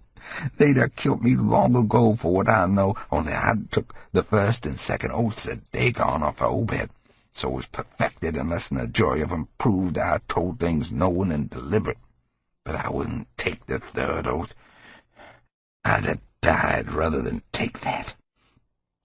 It was around Civil War time when children born sent 4 to 6 begun to grow up. Some of 'em, that is. I was afeard. Never did no prying out of that awful night, and never did see one of them close to in all my life. That is, no full-blooded one. I went to the war, and if I'd had any guts or sense, I'd have never come back, but settled away from here. But folks wrote me things weren't so bad. That, I suppose, was because government draft men was in town after '63. Out of the war was just as bad again. People begun to fall off. Mills and shops shut down. Shipping stopped and the harbor choked up. Railroad give up, but they never stopped swimming in and out of the river from that cussed reef of Satan. And more attic windows got boarded up, and more noises was heard in houses as wasn't supposed to have nobody in 'em. Folks outside'd have their stories about us. Suppose you'd heard plenty on 'em, seeing what questions ye asked. Stories about things they've seed now and then, and about that queer jewelry as still comes in from somewheres that ain't quite all melted up. But nothing never gets definite. Nobody'll believe nothing. They call them gold-like things pirate loot, and allow as the Innsmouth folks is furrin blood or is distempered or something. Besides them that lives here shoo off as many strangers as they can, and encourage the rest not to get very curious, especially around night time. Beasts bark at the critters. Horses worse than mules, but when they got autos, that was all right. In '46, Captain Obed took a second wife that nobody in town never see. Some says he didn't want to, or was made to by them as he'd called in. Had 3 children by her. 2 has disappeared young, but one gal has looked like anybody else and was educated in Europe. Obed finally got her married off by a trick to an Arkham fella as didn't suspect nothing. But nobody outside'll have nothing to do with Innsmouth folks now. Barnabas March that runs the refinery now is Obed's grandson by his first wife, son of Onesiphorus, his eldest son, but his mother was another of them as wa'n't never seen outdoors. Right now Barnabas is about changed. Can't shed his eyes no more and is all out of shape. They say he still wears clothes, but he'll take to the water soon. Maybe he's tried it already. They do sometimes go down for little spells before they go down for good. Ain't been seed about in public for now 10 year. Don't know how his poor wife can feel. She come from Ipswich, and they nigh lynched Barnabas when he courted her 50-odd year ago. Obed, he died in '78, and all the next generation's gone now.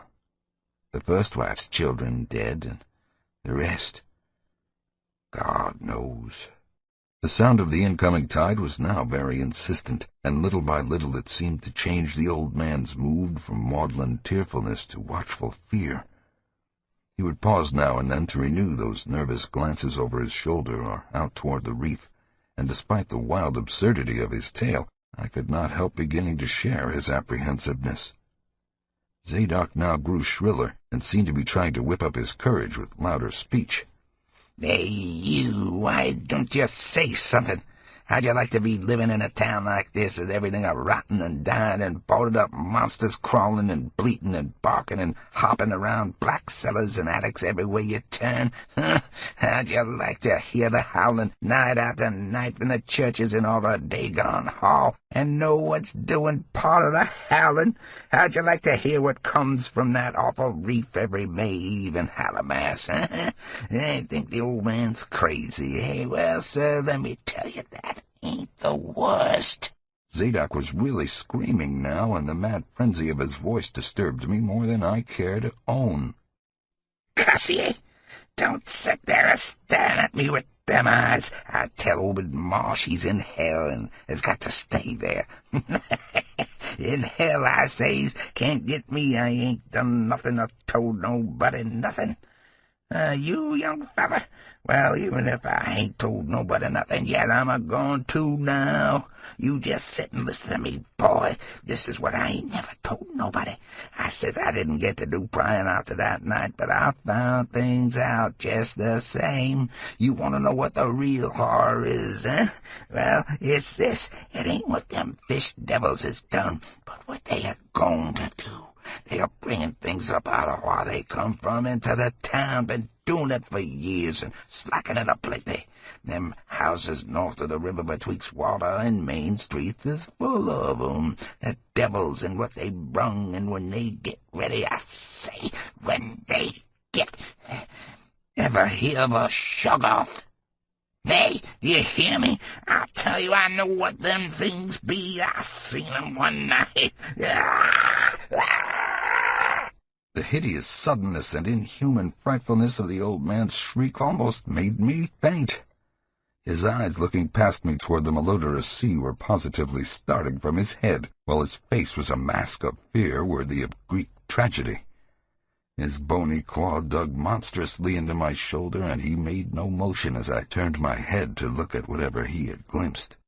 There was nothing that I could see, only the incoming tide, with perhaps one set of ripples more local than the long-flung line of breakers. But now Zadok was shaking me, and I turned back to watch the melting of that fear-frozen face into a chaos of twitching eyelids and mumbling gums. Presently his voice came back, albeit as a trembling whisper.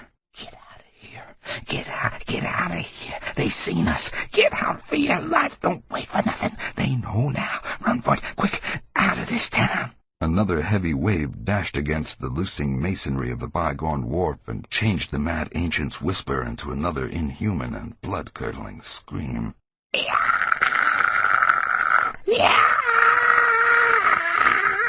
Before I could cover my shattered wits, he had relaxed his clutch on my shoulder and dashed wildly inland toward the street, reeling northward around the ruined warehouse wall. I glanced back at the sea, but there was nothing there.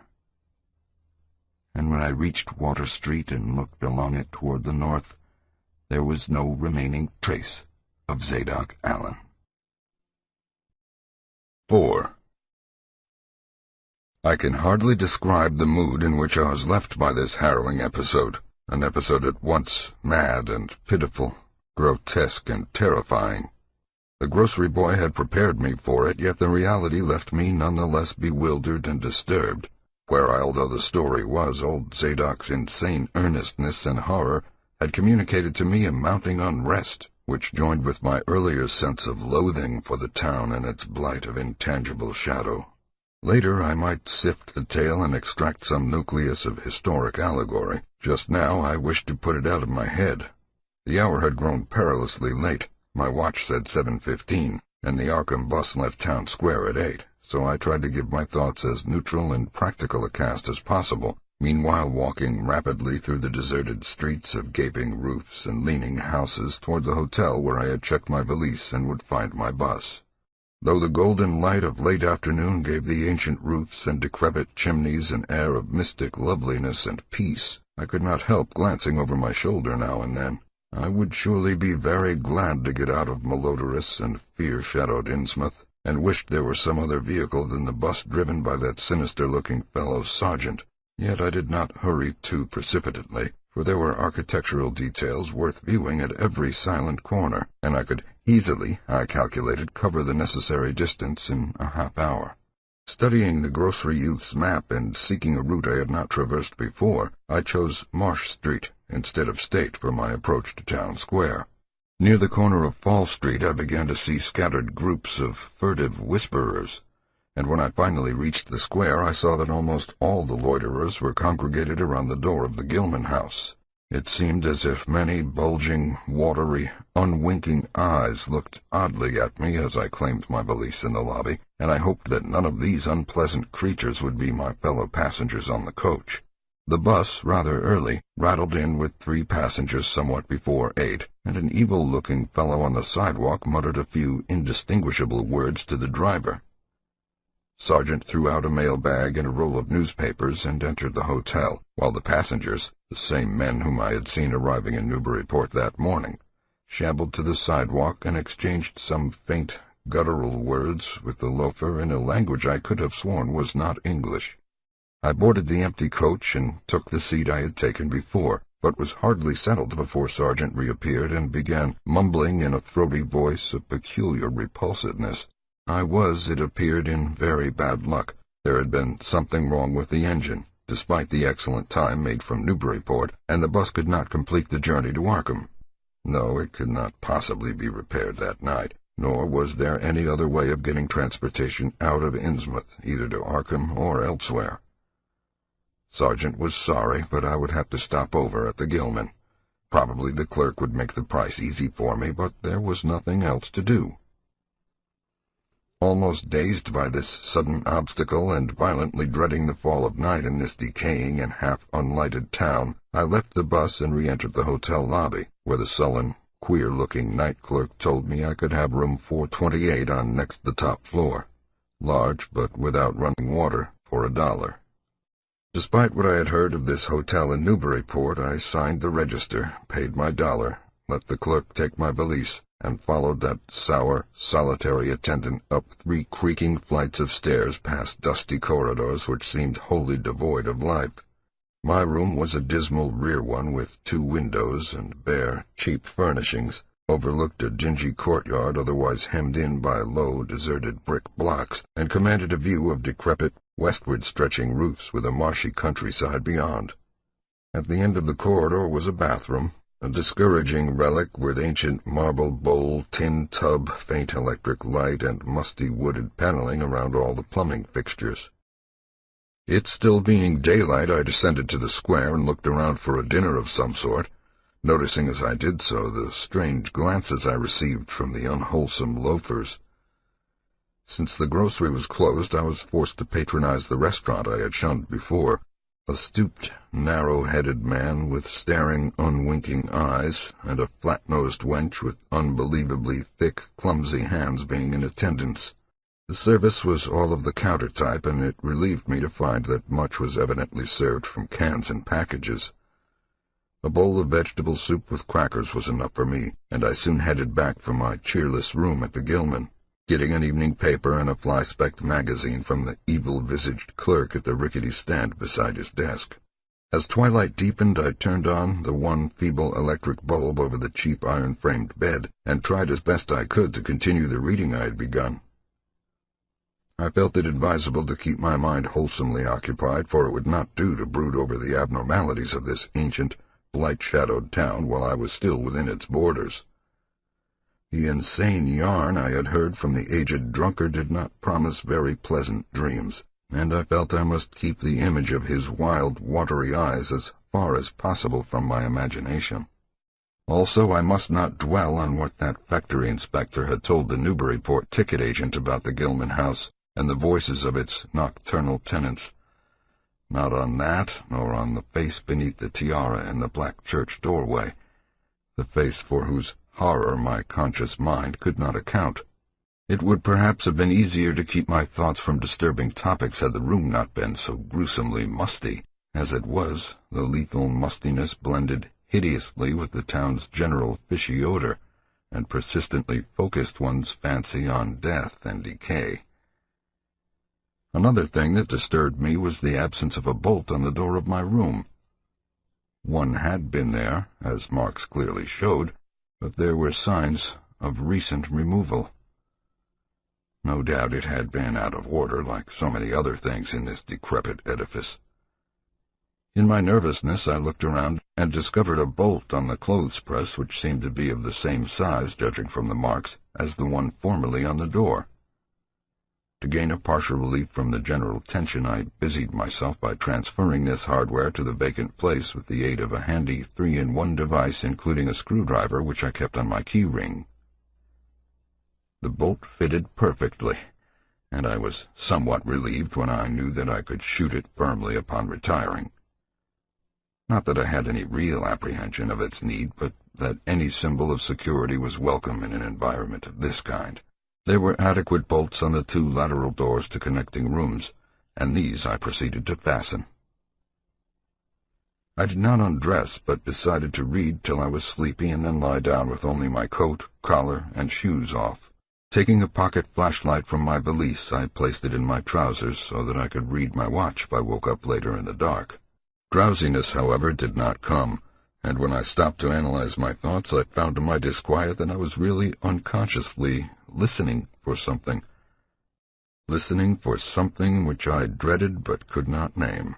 That inspector's story must have worked on my imagination more deeply than I had suspected. Again I tried to read, but found that I made no progress.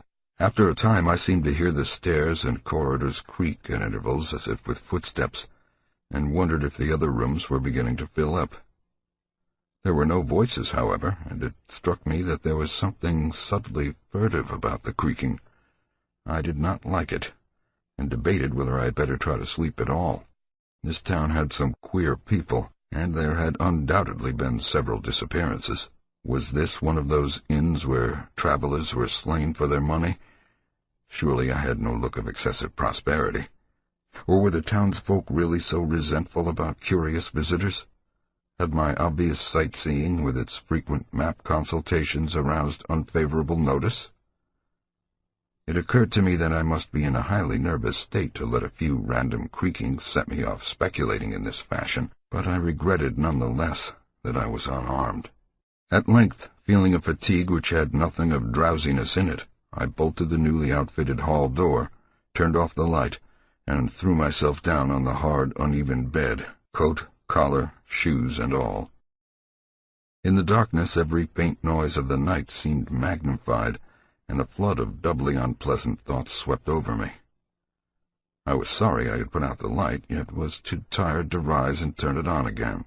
Then, after a long, dreary interval, and prefaced by a fresh creaking of stairs and corridor, there came that soft, damnably unmistakable sound which seemed like a malign fulfillment of all my apprehensions. Without the least shadow of a doubt, the lock of my door was being tried. Cautiously, furtively, tentatively, with a key. My sensations upon recognizing this sign of actual peril were perhaps less rather than more tumultuous because of my previous vague fears. I had been, albeit without definite reason, instinctively on my guard, and that was to my advantage in the new and real crisis, whatever it might turn out to be. Nevertheless, the change in the menace from vague premonition to immediate reality was a profound shock, and fell upon me with the force of a genuine blow. It never once occurred to me that the fumbling might be a mere mistake. Malign purpose was all I could think of, and I kept deathly quiet, awaiting the would-be intruder's next move. After a time the cautious rattling ceased, and I heard the room to the north entered with a pass-key. Then the lock of the connecting door to my room was softly tried. The bolt held, of course, and I heard the floor creak as the prowler left the room. After a moment there came another soft rattling, and I knew that the room to the south of me was being entered. Again a furtive trying of a bolted connecting door, and again a receding creaking. This time the creaking went along the hall and down the stairs, so I knew that the prowler had realized the bolted condition of my doors, and was giving up his attempt for a greater or lesser time, as the future would show. The readiness with which I fell into a plan of action proves that I must have been subconsciously fearing some menace and considering possible avenues of escape for hours. From the first, I felt that the unseen fumbler meant a danger not to be met or dealt with, but only to be fled from as precipitately as possible. The one thing to do was to get out of that hotel alive as quickly as I could, and through some channel other than the front stairs and lobby. Rising softly and throwing my flashlight on the switch, I sought to light the bulb over my bed in order to choose and pocket some belongings for a swift, valiseless flight. Nothing, however, happened, and I saw that the power had been cut off. Clearly some cryptic evil movement was afoot on a large scale, just what I could not say. As I stood pondering with my hand on the now useless switch, I heard a muffled creaking on the floor below, and thought I could barely distinguish voices in conversation. A moment later I felt less sure that the deeper sounds were voices, since the apparent hoarse barkings and loose-syllabled croakings bore so little resemblance to recognized human speech. Then I thought with renewed force of what the factory inspector had heard in the night in this moldering and pestilential building. Having filled my pockets with the flashlight's aid, I put on my hat and tiptoed to the windows to consider chances of descent. Despite the state's safety regulations, there was no fire escape on this side of the hotel, and I saw that my windows commanded only a sheer 3-story drop to the cobbled courtyard. On the right and left, however, some ancient brick business blocks abutted on the hotel, their slant roofs coming to a reasonable jumping distance from my 4th-story level. To reach either of these lines of buildings, I would have to be in a room 2 from my own, in one case on the north and in the other case on the south, and my mind instantly set to work what chances I had of making the transfer. I could not, I decided, risk an emergence into the corridor where my footsteps would surely be heard, and where the difficulties of entering the desired room would be insuperable. My progress, if it was to be made at all, would have to be through the less solidly built connecting doors of the rooms, the locks and bolts of which I would have to force violently, using my shoulder as a battering ram whenever they were set against me. This, I thought, would be possible owing to the rickety nature of the house and its fixtures, but I realized I could not do it noiselessly. I would have to count on sheer speed, and the chance of getting to a window before any hostile forces became coordinated enough to open the right door toward me with a passkey. My own outer door I reinforced by pushing the bureau against it, little by little, in order to make a minimum of sound. I perceived that my chances were very slender, and was fully prepared for any calamity. Even getting to another roof would not solve the problem, for there would then remain the task of reaching the ground and escaping from the town. One thing in my favor was the deserted and ruinous state of the abutting building and the number of skylights gaping blackly open in each row. Gathering from the grocery boy's map that the best route out of town was southward, I glanced first at the connecting door on the south side of the room. It was designed to open in my direction, hence I saw, after drawing the bolt and finding other fastening in place, it was not a favorable one for forcing. Accordingly, abandoning it as a route, I cautiously moved the bedstead against it to hamper any attack which might be made on it later from the next room. The door on the north was hung to open away from me, and this, though a test proved it to be locked or bolted from the other side, I knew must be my route. If I could gain the roofs of the buildings in Payne Street and descend successfully to the ground level, I might perhaps dart through the courtyard and the adjacent or opposite building to Washington or Bates, or else emerge in Payne and edge around southward into Washington. In any case, I would aim to strike Washington somehow and get quickly out of the town square region. My preference would be to avoid Payne, since the fire station there might be open all night. As I thought of these things, I looked out over the squalid sea of decaying roofs below me, now brightened by the beams of a moon not much past full. On the right, the black gash of the river gorge clove the panorama, abandoned factories and railway station clinging barnacle-like to its sides. Beyond it, the rusted railway and the Rowley Road led off through a flat marshy terrain dotted with islets of higher and drier scrub-grown land. On the left, the creek-threaded countryside was nearer, the narrow road to Ipswich gleaming white in the moonlight. I could not see from my side of the hotel the southward route toward Arkham which I had determined to take. I was irresolutely speculating on when I had better attack the northward door, and on how I could least audibly manage it, when I noticed that the vague noises underfoot had given place to a fresh and heavier creaking of the stairs. A wavering flicker of light showed through my transom, and the boards of the corridors began to groan with a ponderous load. Muffled sounds of possible vocal origin approached, and at length a firm knock came at my outer door. For a moment I simply held my breath and waited. Eternities seemed to elapse, and the nauseous, fishy odor of my environment seemed to mount suddenly and spectacularly. Then the knocking was repeated, continuously and with growing insistence. I knew that the time for action had come, and forthwith drew the bolt of the northward connecting door, bracing myself for the task of battering it open. The knocking waxed louder, and I hoped that its volume would cover the sound of my efforts.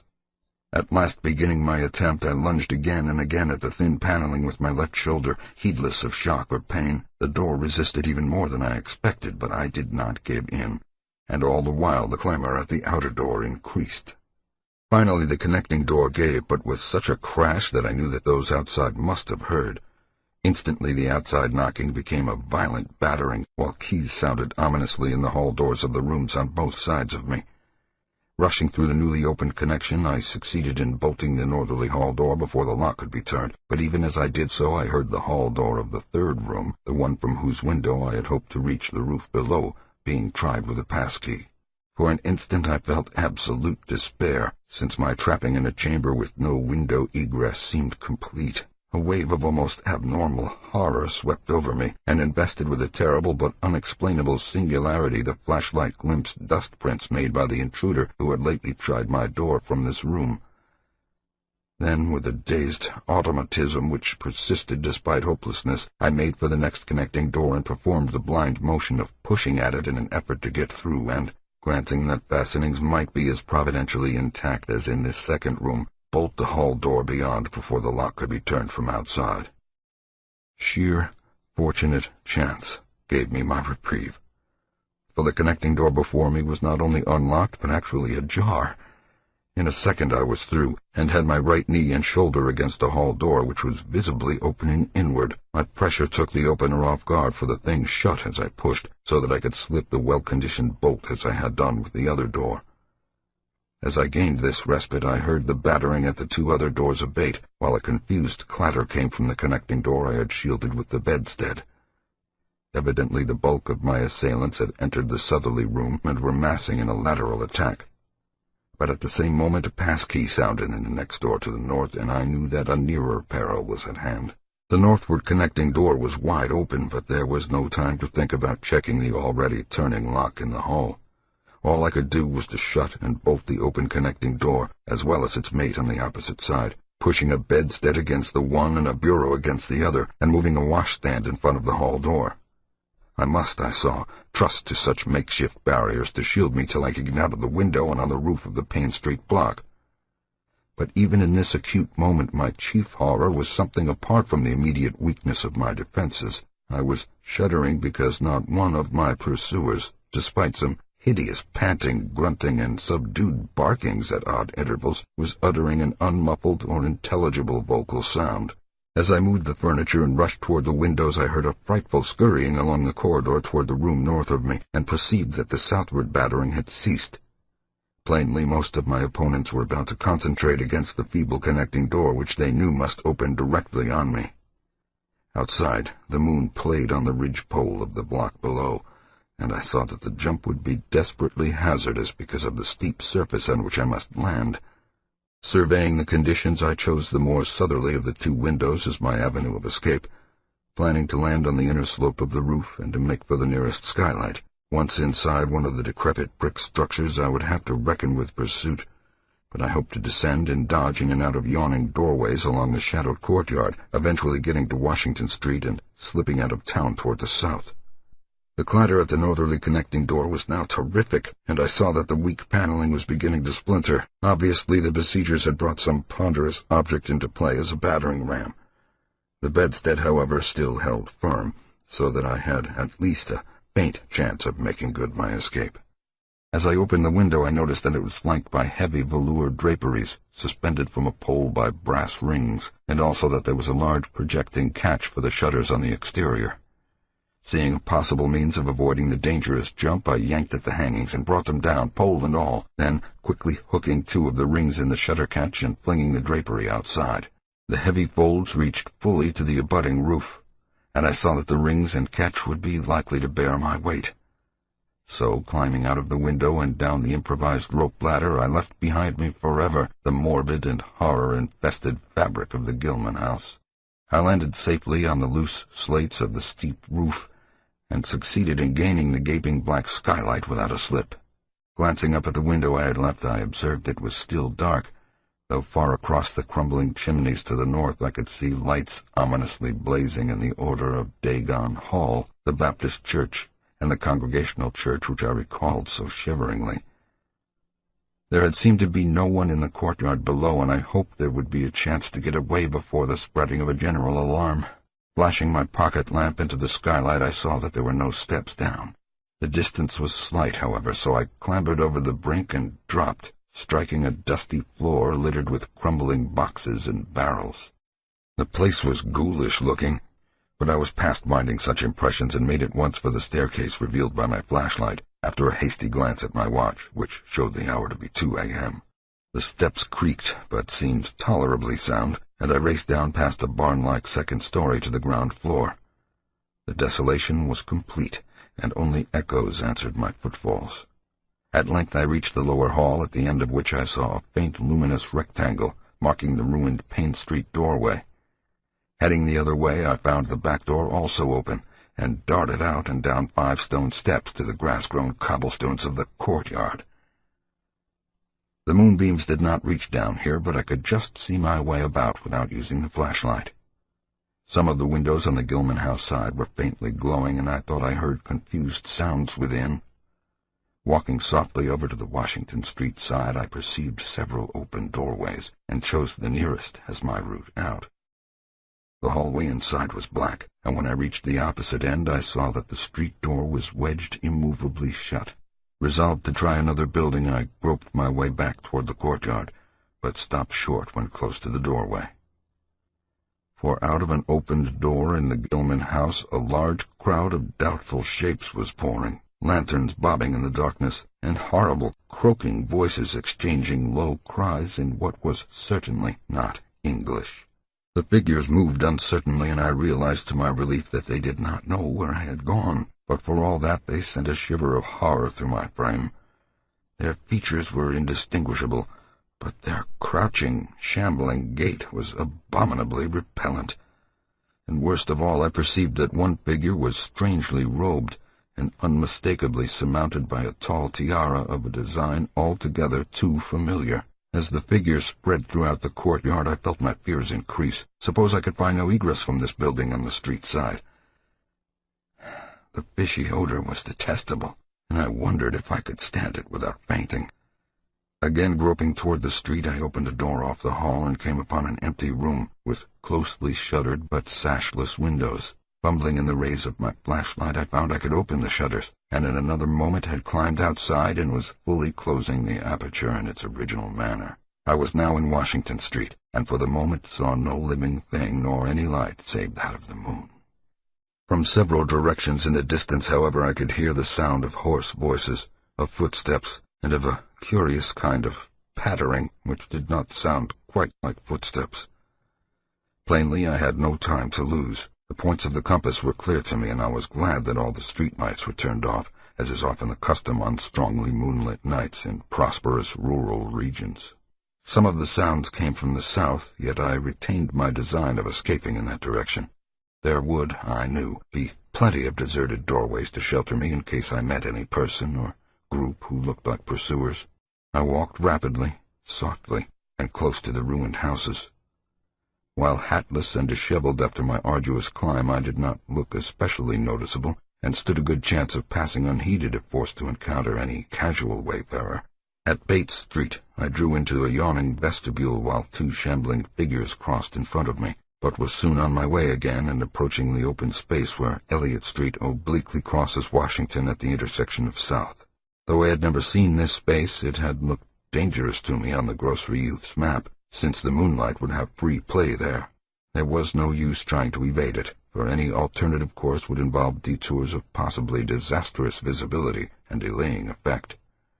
The only thing to do was to cross it boldly and openly, imitating the typical shamble of the Innsmouth folk as best I could, and trusting that no one, at least no pursuer of mine, would be there. Just how fully the pursuit was organized, and indeed just what its purpose might be, I could form no idea. There seemed to be unusual activity in the town, but I judged that the news of my escape from the Gilman house had not yet spread. I would, of course, soon have to shift from Washington to some other southward street, for that party from the hotel would doubtless be after me. I must have left dust prints in that last old building, revealing how I had gained the street. The open space was, as I had expected, strongly moonlit, and I saw the remains of a park-like iron-railed green in its center. Fortunately, no one was about, though a curious sort of buzz or roar seemed to be increasing in the direction of Town Square. South Street was very wide, leading directly down a slight declivity to the waterfront and commanding a long view out at sea, and I hoped that no one would be glancing up it from afar as I crossed in the bright moonlight. My progress was unimpeded, and no fresh sound arose to hint that I had been spied. Glancing about me, I involuntarily let my pace slacken for a second to take in the sight of the sea, gorgeous in the burning moonlight at the street's end. Far out beyond the breakwater was the dim, dark line of Devil Reef, and as I glimpsed it I could not help thinking of all the hideous legends I had heard in the last 24 hours, legends which portrayed this ragged rock as a veritable gateway to realms of unfathomed horror and inconceivable abnormality. Then, without warning, I saw the intermittent flashes of light on the distant reef. They were definite and unmistakable, and awakened in my mind a blind horror beyond all rational proportion. My muscles tightened for panic flight, held in only by a certain unconscious caution and half-hypnotic fascination. And to make matters worse, there now flashed forth from the lofty cupola of the Gilman house, which loomed up to the northeast behind me, a series of analogous, though differently spaced gleams which could be nothing less than an answering signal. Controlling my muscles, and realizing afresh how plainly visible I was, I resumed my brisker and feignedly shambling pace, though keeping my eyes on that hellish and ominous reef as long as the opening of South Street gave me a seaward view. What the whole proceeding meant I could not imagine, unless it involved some strange rite connected with Devil Reef, or unless some party had landed from a ship on that sinister rock. I now bent to the left around the ruinous green, still gazing toward the ocean as it blazed in the spectral summer moonlight, and watching the cryptical flashing of those nameless, unexplainable beacons. It was then that the most horrible impression of all was borne in upon me, the impression which destroyed my last vestige of self-control and sent me running frantically southward past the yawning black doorways and fishily staring windows of that deserted nightmare street. For at a closer glance I saw that the moonlit waters between the reef and the shore were far from empty. They were alive with a teeming horde of shapes swimming inward toward the town, and even at my vast distance and in my single moment of perception I could tell that the bobbing heads and flailing arms were alien and aberrant in a way scarcely to be expressed or consciously formulated. My frantic running ceased before I had covered a block, for at my left I began to hear something like the hue and cry of organized pursuit. There were footsteps and guttural sounds, and a rattling motor wheezed south along Federal Street. In a second all my plans were utterly changed, for if the southward highway were blocked ahead of me I must clearly find another egress from Innsmouth. I paused and drew into a gaping doorway, reflecting how lucky I was to have left the moonlit open space before these pursuers came down the parallel street.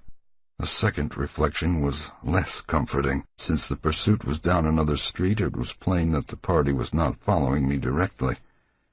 It had not seen me, but was simply obeying a general plan of cutting off my escape. This, however, implied that all roads leading out of Innsmouth were similarly patrolled, for the people could not have known what route I intended to take. If this were so, I would have to make my retreat across country away from any road. But how could I do that in view of the marshy and creek-riddled nature of all the surrounding region?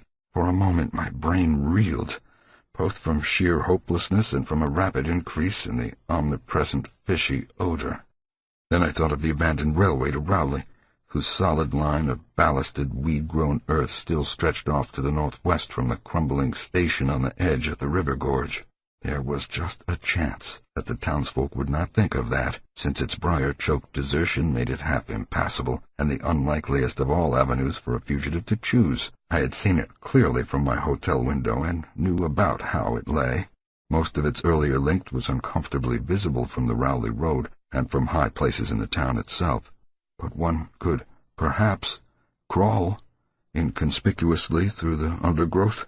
At any rate, it would form my only chance of deliverance, and there was nothing to do but try it. Drawing inside the hall of my deserted shelter, I once more consulted the grocery boy's map with the aid of the flashlight. The immediate problem was how to reach the ancient railway, and now I saw that the safest course was ahead to Babson Street, then west to Lafayette, there edging around but not crossing an open space homologous to the one I had traversed, and subsequently back northward and westward in a zigzagging line through Lafayette, Bates, Adam, and Bank Streets, the latter skirting the river gorge, to the abandoned and dilapidated station I had seen from my window. My reason for going ahead to Babson was that I wished neither to recross the earlier open space nor to begin my westward course along a cross street as broad as south. Starting once more, I crossed the street to the right-hand side in order to edge around into Babson as inconspicuously as possible. Noises still continued in Federal Street, and as I glanced behind me I thought I saw a gleam of light near the building through which I had escaped. Anxious to leave Washington Street, I broke into a quiet dog trot, trusting to luck not to encounter any observing eye. Next the corner of Babson Street I saw to my alarm that one of the houses was still inhabited, as attested by curtains at the window. But there were no lights within, and I passed it without disaster. In Babson Street, which crossed Federal and might thus reveal me to the searchers, I clung as closely as possible to the sagging, uneven buildings, twice pausing in a doorway as the noises behind me momentarily increased. The open space ahead shone wide and desolate under the moon, but my route would not force me to cross it. During my second pause I began to detect a fresh distribution of vague sounds, and upon looking cautiously out from cover beheld a motor car darting across the open space, bound outward along Elliott Street, which there intersects both Babson and Lafayette. As I watched, choked by a sudden rise in the fishy odor after a short abatement, I saw a band of uncouth, crouching shapes loping and shambling in the same direction, and knew that this must be the party guarding the Ipswich Road, since that highway forms an extension of Elliott Street. Two of the figures I observed were in voluminous robes, and one wore a peaked diadem which glistened whitely in the moonlight.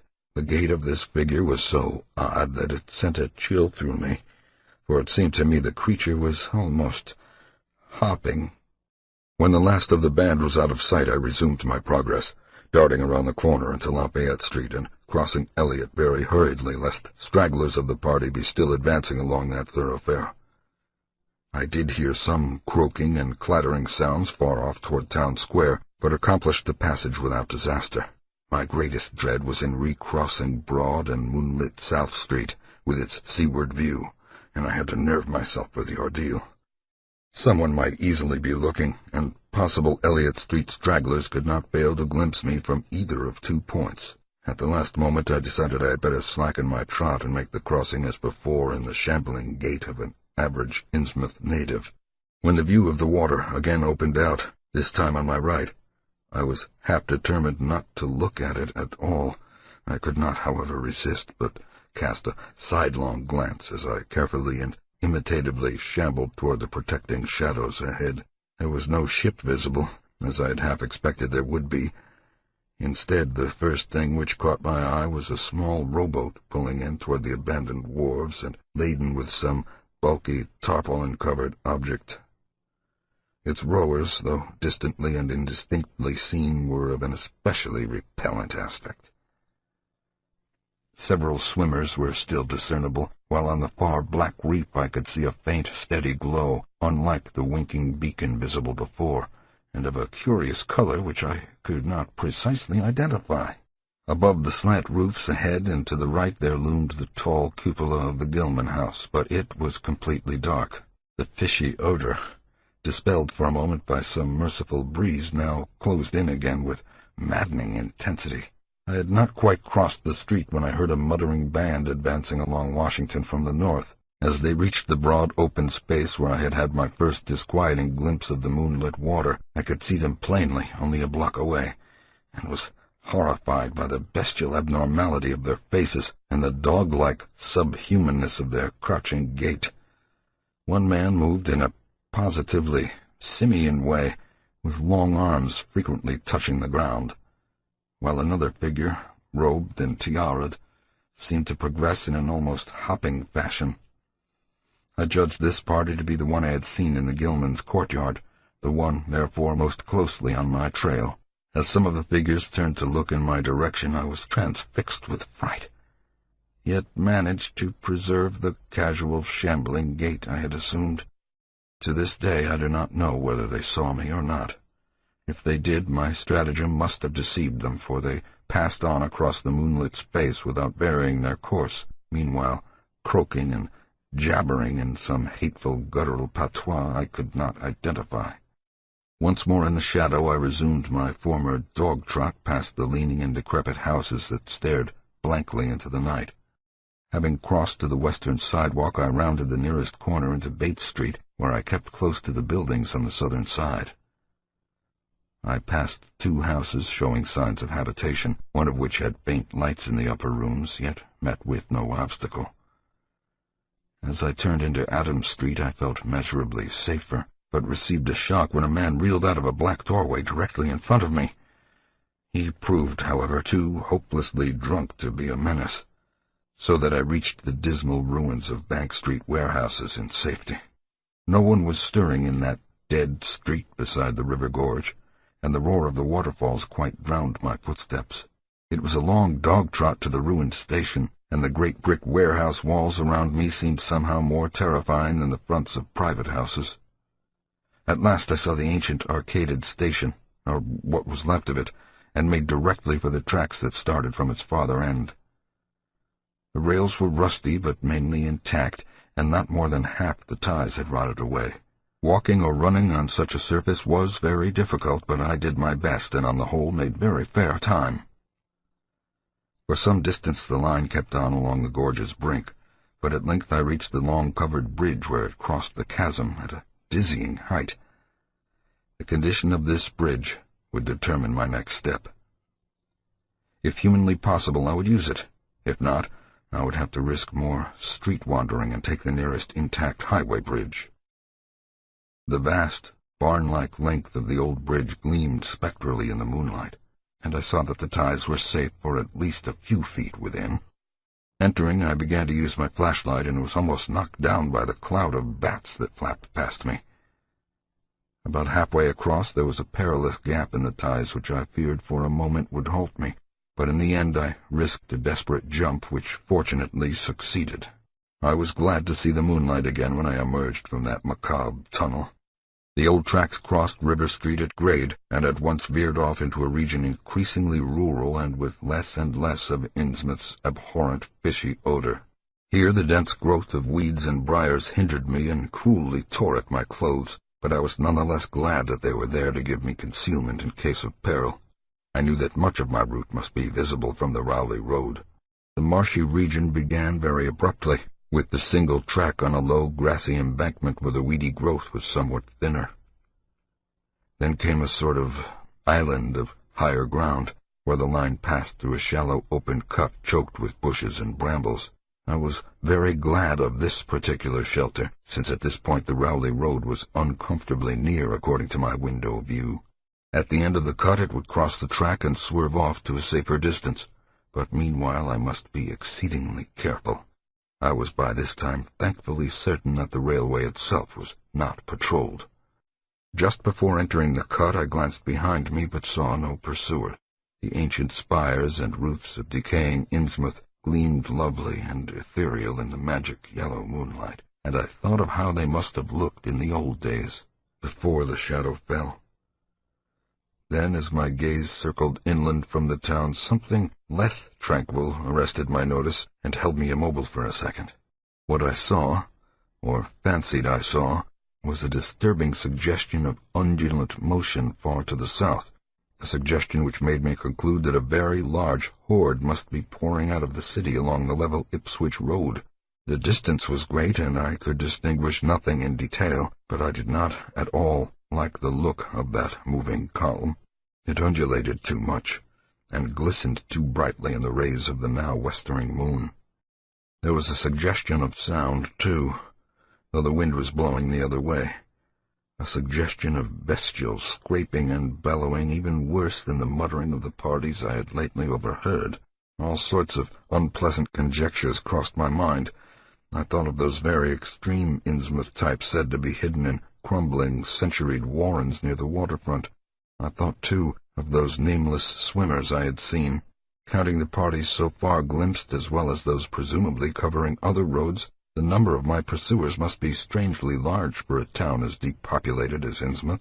Whence could come the dense personnel of such a column as I now beheld? Did those ancient, unplumbed warrens teem with a twisted, uncatalogued, and unsuspected life? Or had some unseen ship, indeed, landed a legion of unknown outsiders on that hellish reef? Who were they? Why were they here? And if such a column of them was scouring the Ipswich Road, would the patrols on the other roads be likewise augmented? I had entered the brush-grown cut and was struggling along at a very slow pace when that damnably fishy odor again waxed dominant. Had the wind suddenly changed eastward so that it blew in from the sea and over the town? It must have, I concluded, since I now began to hear shocking guttural murmurs from that hitherto silent direction.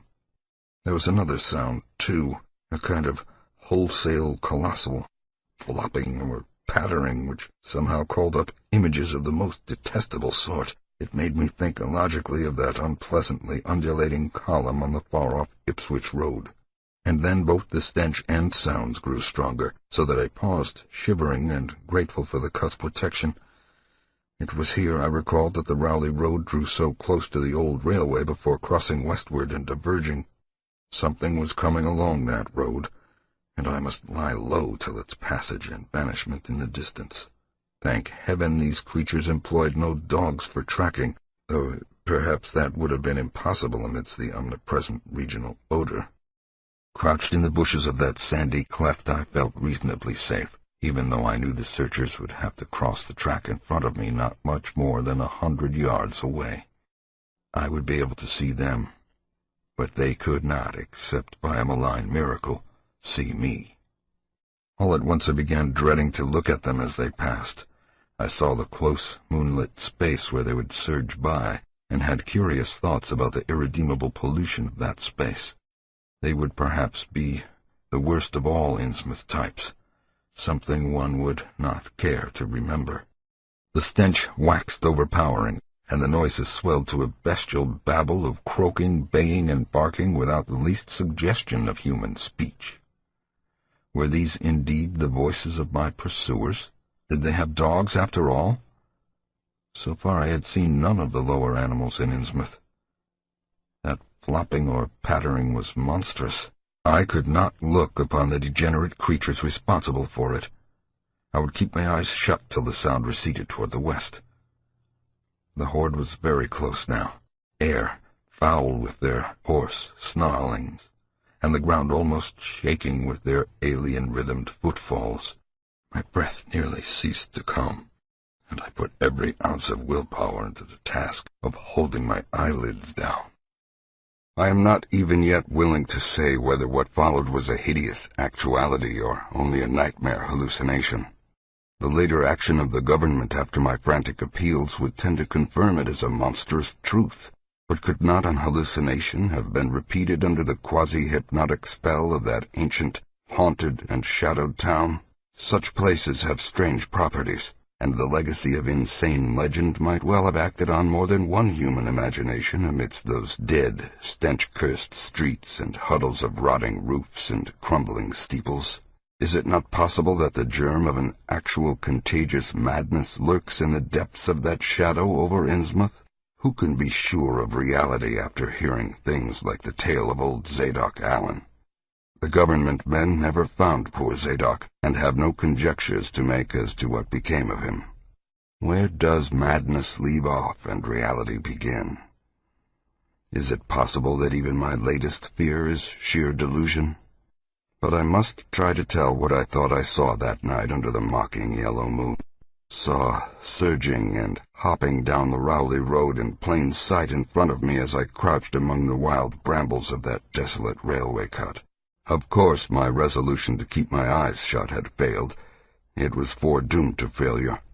For who could crouch blindly while a legion of croaking, baying entities of unknown source flopped noisomely past, scarcely more than 100 yards away? I thought I was prepared for the worst, and I really ought to have been prepared considering what I had seen before. My other pursuers had been accursedly abnormal, so should I not have been ready to face a strengthening of the abnormal element, to look upon forms in which there was no mixture of the normal at all?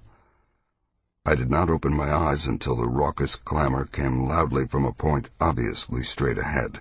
Then I knew that a long section of them must be plainly in sight where the sides of the cut flattened out and the road crossed the track, and I could no longer keep myself from sampling whatever horror that leering yellow moon might have to show. It was the end, for whatever remains to me of life on the surface of this earth, of every vestige of mental peace and confidence in the integrity of nature and of the human mind. Nothing that I could have imagined, nothing even that I could have gathered had I credited old Zadok's crazy tale in the most literal way, would be in any way comparable to the demoniac, blasphemous reality that I saw, or believe I saw. I have tried to hint what it was, in order to postpone the horror of writing it down baldly. Can it be possible that this planet has actually spawned such things? That human eyes have truly seen, as objective flesh, what man has hitherto known only in febrile fantasy and tenuous legend. And yet I saw them, in a limitless stream, flopping, hopping, croaking, bleeding, urging inhumanly through the spectral moonlight in a grotesque, malignant saraband of fantastic nightmare. And some of them had tall tiaras of that nameless whitish-gold metal, and some were strangely robed, and one, who led the way, was clad in a ghoulishly humped black coat and striped trousers, and had a man's felt hat perched on the shapeless thing that answered for a head. I think their predominant color was a grayish-green, though they had white bellies. They were mostly shiny and slippery, but the ridges of their backs were scaly. Their forms vaguely suggested the anthropoid, while their heads were the heads of fish, with prodigious bulging eyes that never closed. At the sides of their necks were palpitating gills, and their long paws were webbed. They hopped irregularly, sometimes on 2 legs and sometimes on 4. I was somehow glad that they had no more than 4 limbs. Their croaking, baying voices, clearly used for articulate speech, held all the dark shades of expression which their staring faces lacked. But for all of their monstrousness, they were not unfamiliar to me. I knew too well what they must be, for was not the memory of the evil tiara at Newburyport still fresh? They were the blasphemous fish-frogs of the nameless design, living and horrible, and as I saw them I knew also of what that humped, tiara'd priest in the black church basement had fearsomely reminded me. Their number was past guessing. It seemed to me that there were limitless swarms of them, and certainly my momentary glimpse could have shown only the least fraction. In another instant everything was blotted out by a merciful fit of fainting, the first I had ever had.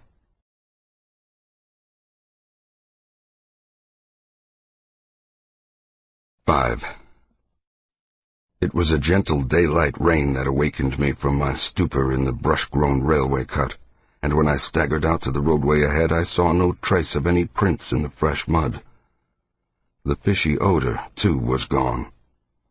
Innsmouth's ruined roofs and toppling steeples loomed up grayly toward the southeast, but not a living creature did I spy in all the desolate salt marshes around. My watch was still going, and told me that the hour was past noon. The reality of what I had been through was highly uncertain in my mind, but I felt that something hideous lay in the background. I must get away from evil-shadowed Innsmouth, and accordingly I began to test my cramped, wearied powers of locomotion. Despite weakness, hunger, horror, and bewilderment, I found myself after a time able to walk. So started slowly along the muddy road to Rowley. Before evening I was in the village, getting a meal, and providing myself with presentable clothes. I caught the night train to Arkham, and the next day I talked long and earnestly with government officials there, a process I later repeated in Boston. With the main result of those colloquies the public is now familiar, and I wish, for normality's sake, there were nothing more to tell. Perhaps it is madness that is overtaking me, yet perhaps a greater horror, or a greater marvel, is reaching out. As may well be imagined, I gave up most of the foreplanned features of the rest of my tour, the scenic, architectural, and antiquarian diversions in which I had counted so heavily, nor did I dare look for that piece of strange jewelry said to be in the Miskatonic University Museum. I did, however, improve my stay in Arkham by collecting some genealogical notes I had long wished to possess. Very rough and hasty data, it is true, but capable of good use later on when I might have time to collate and codify them. The curator of the Historical Society there, Mr. B. Lapham Peabody, was very courteous about assisting me, and expressed unusual interest when I told him I was a grandson of Eliza Orne of Arkham, who was born in 1867 and had married James Williamson of Ohio at the age of 17. It seemed that a maternal uncle of mine had been there many years before on a quest much like my own, and that my grandmother's family was a topic of some local curiosity. There had, Mr. Peabody said, been considerable discussion about the marriage of her father, Benjamin Orne, just after the Civil War, since the ancestry of the bride was peculiarly puzzling. That bride was understood to have been an orphaned Marsh of New Hampshire, a cousin of the Essex County Marshes, but her education had been in France, and she knew very little of her family. A guardian had deposited funds in a Boston bank to maintain her and her French governess, but that guardian's name was unfamiliar to Arkham people, and in time he dropped out of sight, so that the governess assumed the role by court appointment. The Frenchwoman, now long dead, was very taciturn, and there were those who said she would have told more than she did. But the most baffling thing was the inability of anyone to place the recorded parents of the young woman, Enoch and Lydia Meserve Marsh, among the known families of New Hampshire. Possibly, many suggested, she was the natural daughter of some Marsh of prominence. She certainly had the true Marsh eyes. Most of the puzzling was done after her early death, which took place at the birth of my grandmother, her only child. Having formed some disagreeable impressions connected with the name of Marsh, I did not welcome the news that it belonged on my own ancestral tree. Nor was I pleased by Mr. Peabody's suggestion that I had the true Marsh eyes myself. However, I was grateful for data which I knew would prove valuable, and took copious notes and lists of book references regarding the well-documented Orne family. I went directly home to Toledo from Boston, and later spent a month at Maumee recuperating from my ordeal. In September I entered Oberlin for my final year, and from then till the next June was busy with studies and other wholesome activities, reminded of the bygone terror only by occasional official visits from government men in connection with the campaign which my pleas and evidence had started. Around the middle of July, just a year after the Innsmouth experience, I spent a week with my late mother's family in Cleveland, checking some of my new genealogical data with the various notes, traditions, and bits of heirloom material in existence there, and seeing what kind of connected chart I could construct.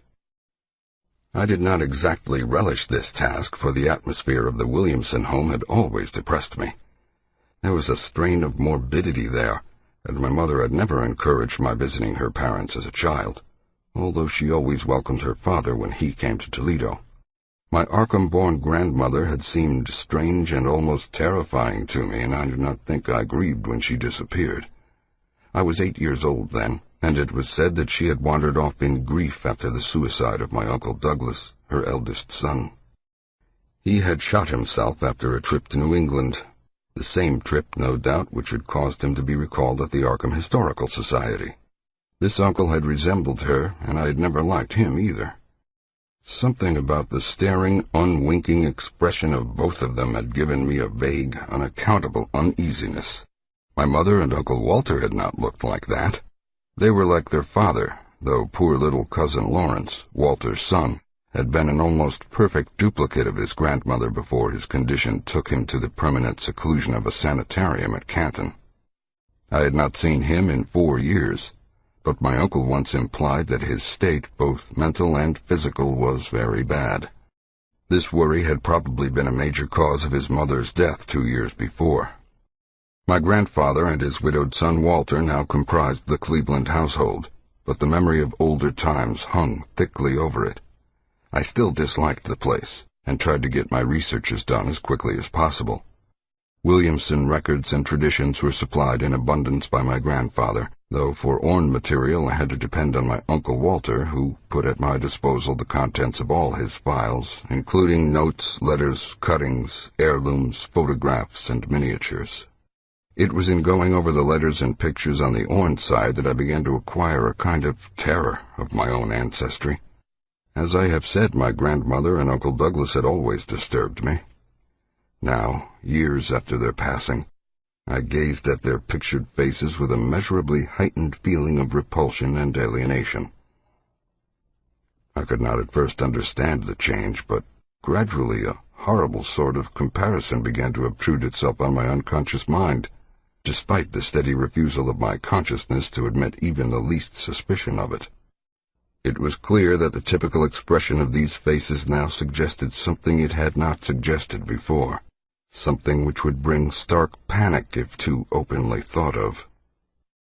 But the worst shock came when my uncle showed me the orned jewelry in a downtown safe deposit vault. Some of the items were delicate and inspiring enough, but there was one box of strange old pieces descended from my mysterious great-grandmother which my uncle was almost reluctant to produce. They were, he said, of very grotesque and almost repulsive design, and had never to his knowledge been publicly worn, though my grandmother used to enjoy looking at them. Vague legends of bad luck clustered around them, and my great-grandmother's French governess had said they ought not to be worn in New England, though it would be quite safe to wear them in Europe. As my uncle began slowly and grudgingly to unwrap the things, he urged me not to be shocked by the strangeness and frequent hideousness of the designs. Artists and archaeologists who had seen them pronounced their workmanship superlatively and exotically exquisite, though no one seemed able to define their exact material or assign them to any specific art tradition. There were 2 armlets, a tiara, and a kind of pectoral, the latter having in high relief certain figures of almost unbearable extravagance. During this description I had kept a tight rein on my emotions, but my face must have betrayed my mounting fears. My uncle looked concerned and paused in his unwrapping to study my countenance. I motioned him to continue, which he did with renewed signs of reluctance. He seemed to expect some demonstration when the first piece, the tiara, became visible, but I doubt if he expected quite what actually happened. I did not expect it either, for I thought I was thoroughly forewarned regarding what the jewelry would turn out to be. What I did was to faint silently away, just as I had done in that briar-choked railway cut a year before. From that day on, my life has been a nightmare of brooding and apprehension, nor do I know how much is hideous truth and how much madness. My great-grandmother had been a marsh of unknown source whose husband lived in Arkham, and did not old Zadok say that the daughter of Obed Marsh by a monstrous mother was married to an Arkham man through trick? What was it the ancient toper had muttered about the line of my eyes to Captain Obed's? In Arkham, too, the curator had told me I had the true Marsh eyes. Was Obed Marsh my own great-great-grandfather? Who, or what, then, was my great-great-grandmother? But perhaps this was all madness. Those whitish gold ornaments might easily have been bought from some Innsmouth sailor by the father of my great-grandmother, whoever he was, and that look in the staring-eyed faces of my grandmother and self-slain uncle might be sheer fancy on my part, sheer fancy bolstered up by the Innsmouth shadow which had so darkly colored my imagination. But why had my uncle killed himself after an ancestral quest in New England? For more than 2 years I fought off these reflections with partial success. My father secured me a place in an insurance office, and I buried myself in routine as deeply as possible. In the winter of 1930-31, however, the dreams began. They were very sparse and insidious at first, but increased in frequency and vividness as the weeks went by. Great, watery spaces opened out before me, and I seemed to wander through titanic, sunken porticos and labyrinths of weedy cyclopean walls, with grotesque fishes as my companions. Then the other shapes began to appear, filling me with nameless horror the moment I awoke. But during the dreams they did not horrify me at all. I was one with them, wearing their unhuman trappings, treading their aqueous ways, and praying monstrously at their evil sea-bottom temples. There was much more than I could remember, but even what I did remember each morning would be enough to stamp me as a madman or a genius if I ever dared write it down. Some frightful influence, I felt, was seeking gradually to drag me out of the sane world of wholesome life into unnameable abysses of blackness and alienage, and the process told heavily on me. My health and appearance grew steadily worse, till finally I was forced to give up my position and adopt the static, secluded life of an invalid. Some odd nervous affliction had me in its grip, and I found myself at times almost unable to shut my eyes. It was then that I began to study the mirror with mounting alarm. The slow ravages of disease are not pleasant to watch, but in my case there was something subtler and more puzzling in the background. My father seemed to notice it too, for he began to look at me curiously and almost affrightedly. What was taking place in me? Could it be that I was coming to resemble my grandmother and Uncle Douglas? One night I had a frightful dream in which I met my grandmother under the sea. She lived in a phosphorescent palace of many terraces, with gardens of strange leprous corals and grotesque brachiate efflorescences, and welcomed me with a warmth that may have been sardonic. She had changed, as those who take to the water change, and told me she had never died. Instead, she had gone to a spot her dead son had learned about, and had leaped to a realm whose wonders, destined for him as well, he had spurned with a smoking pistol. This was to be my realm, too.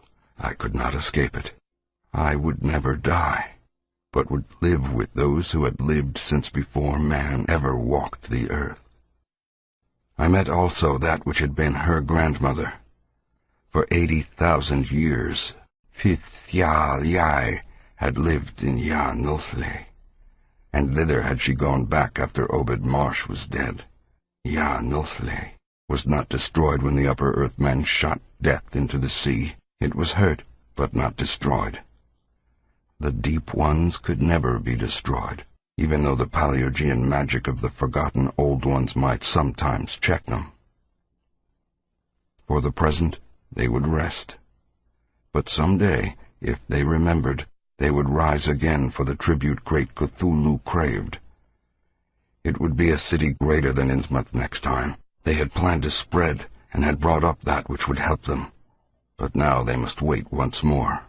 For bringing the upper earth men's death I must do a penance, but that would not be heavy.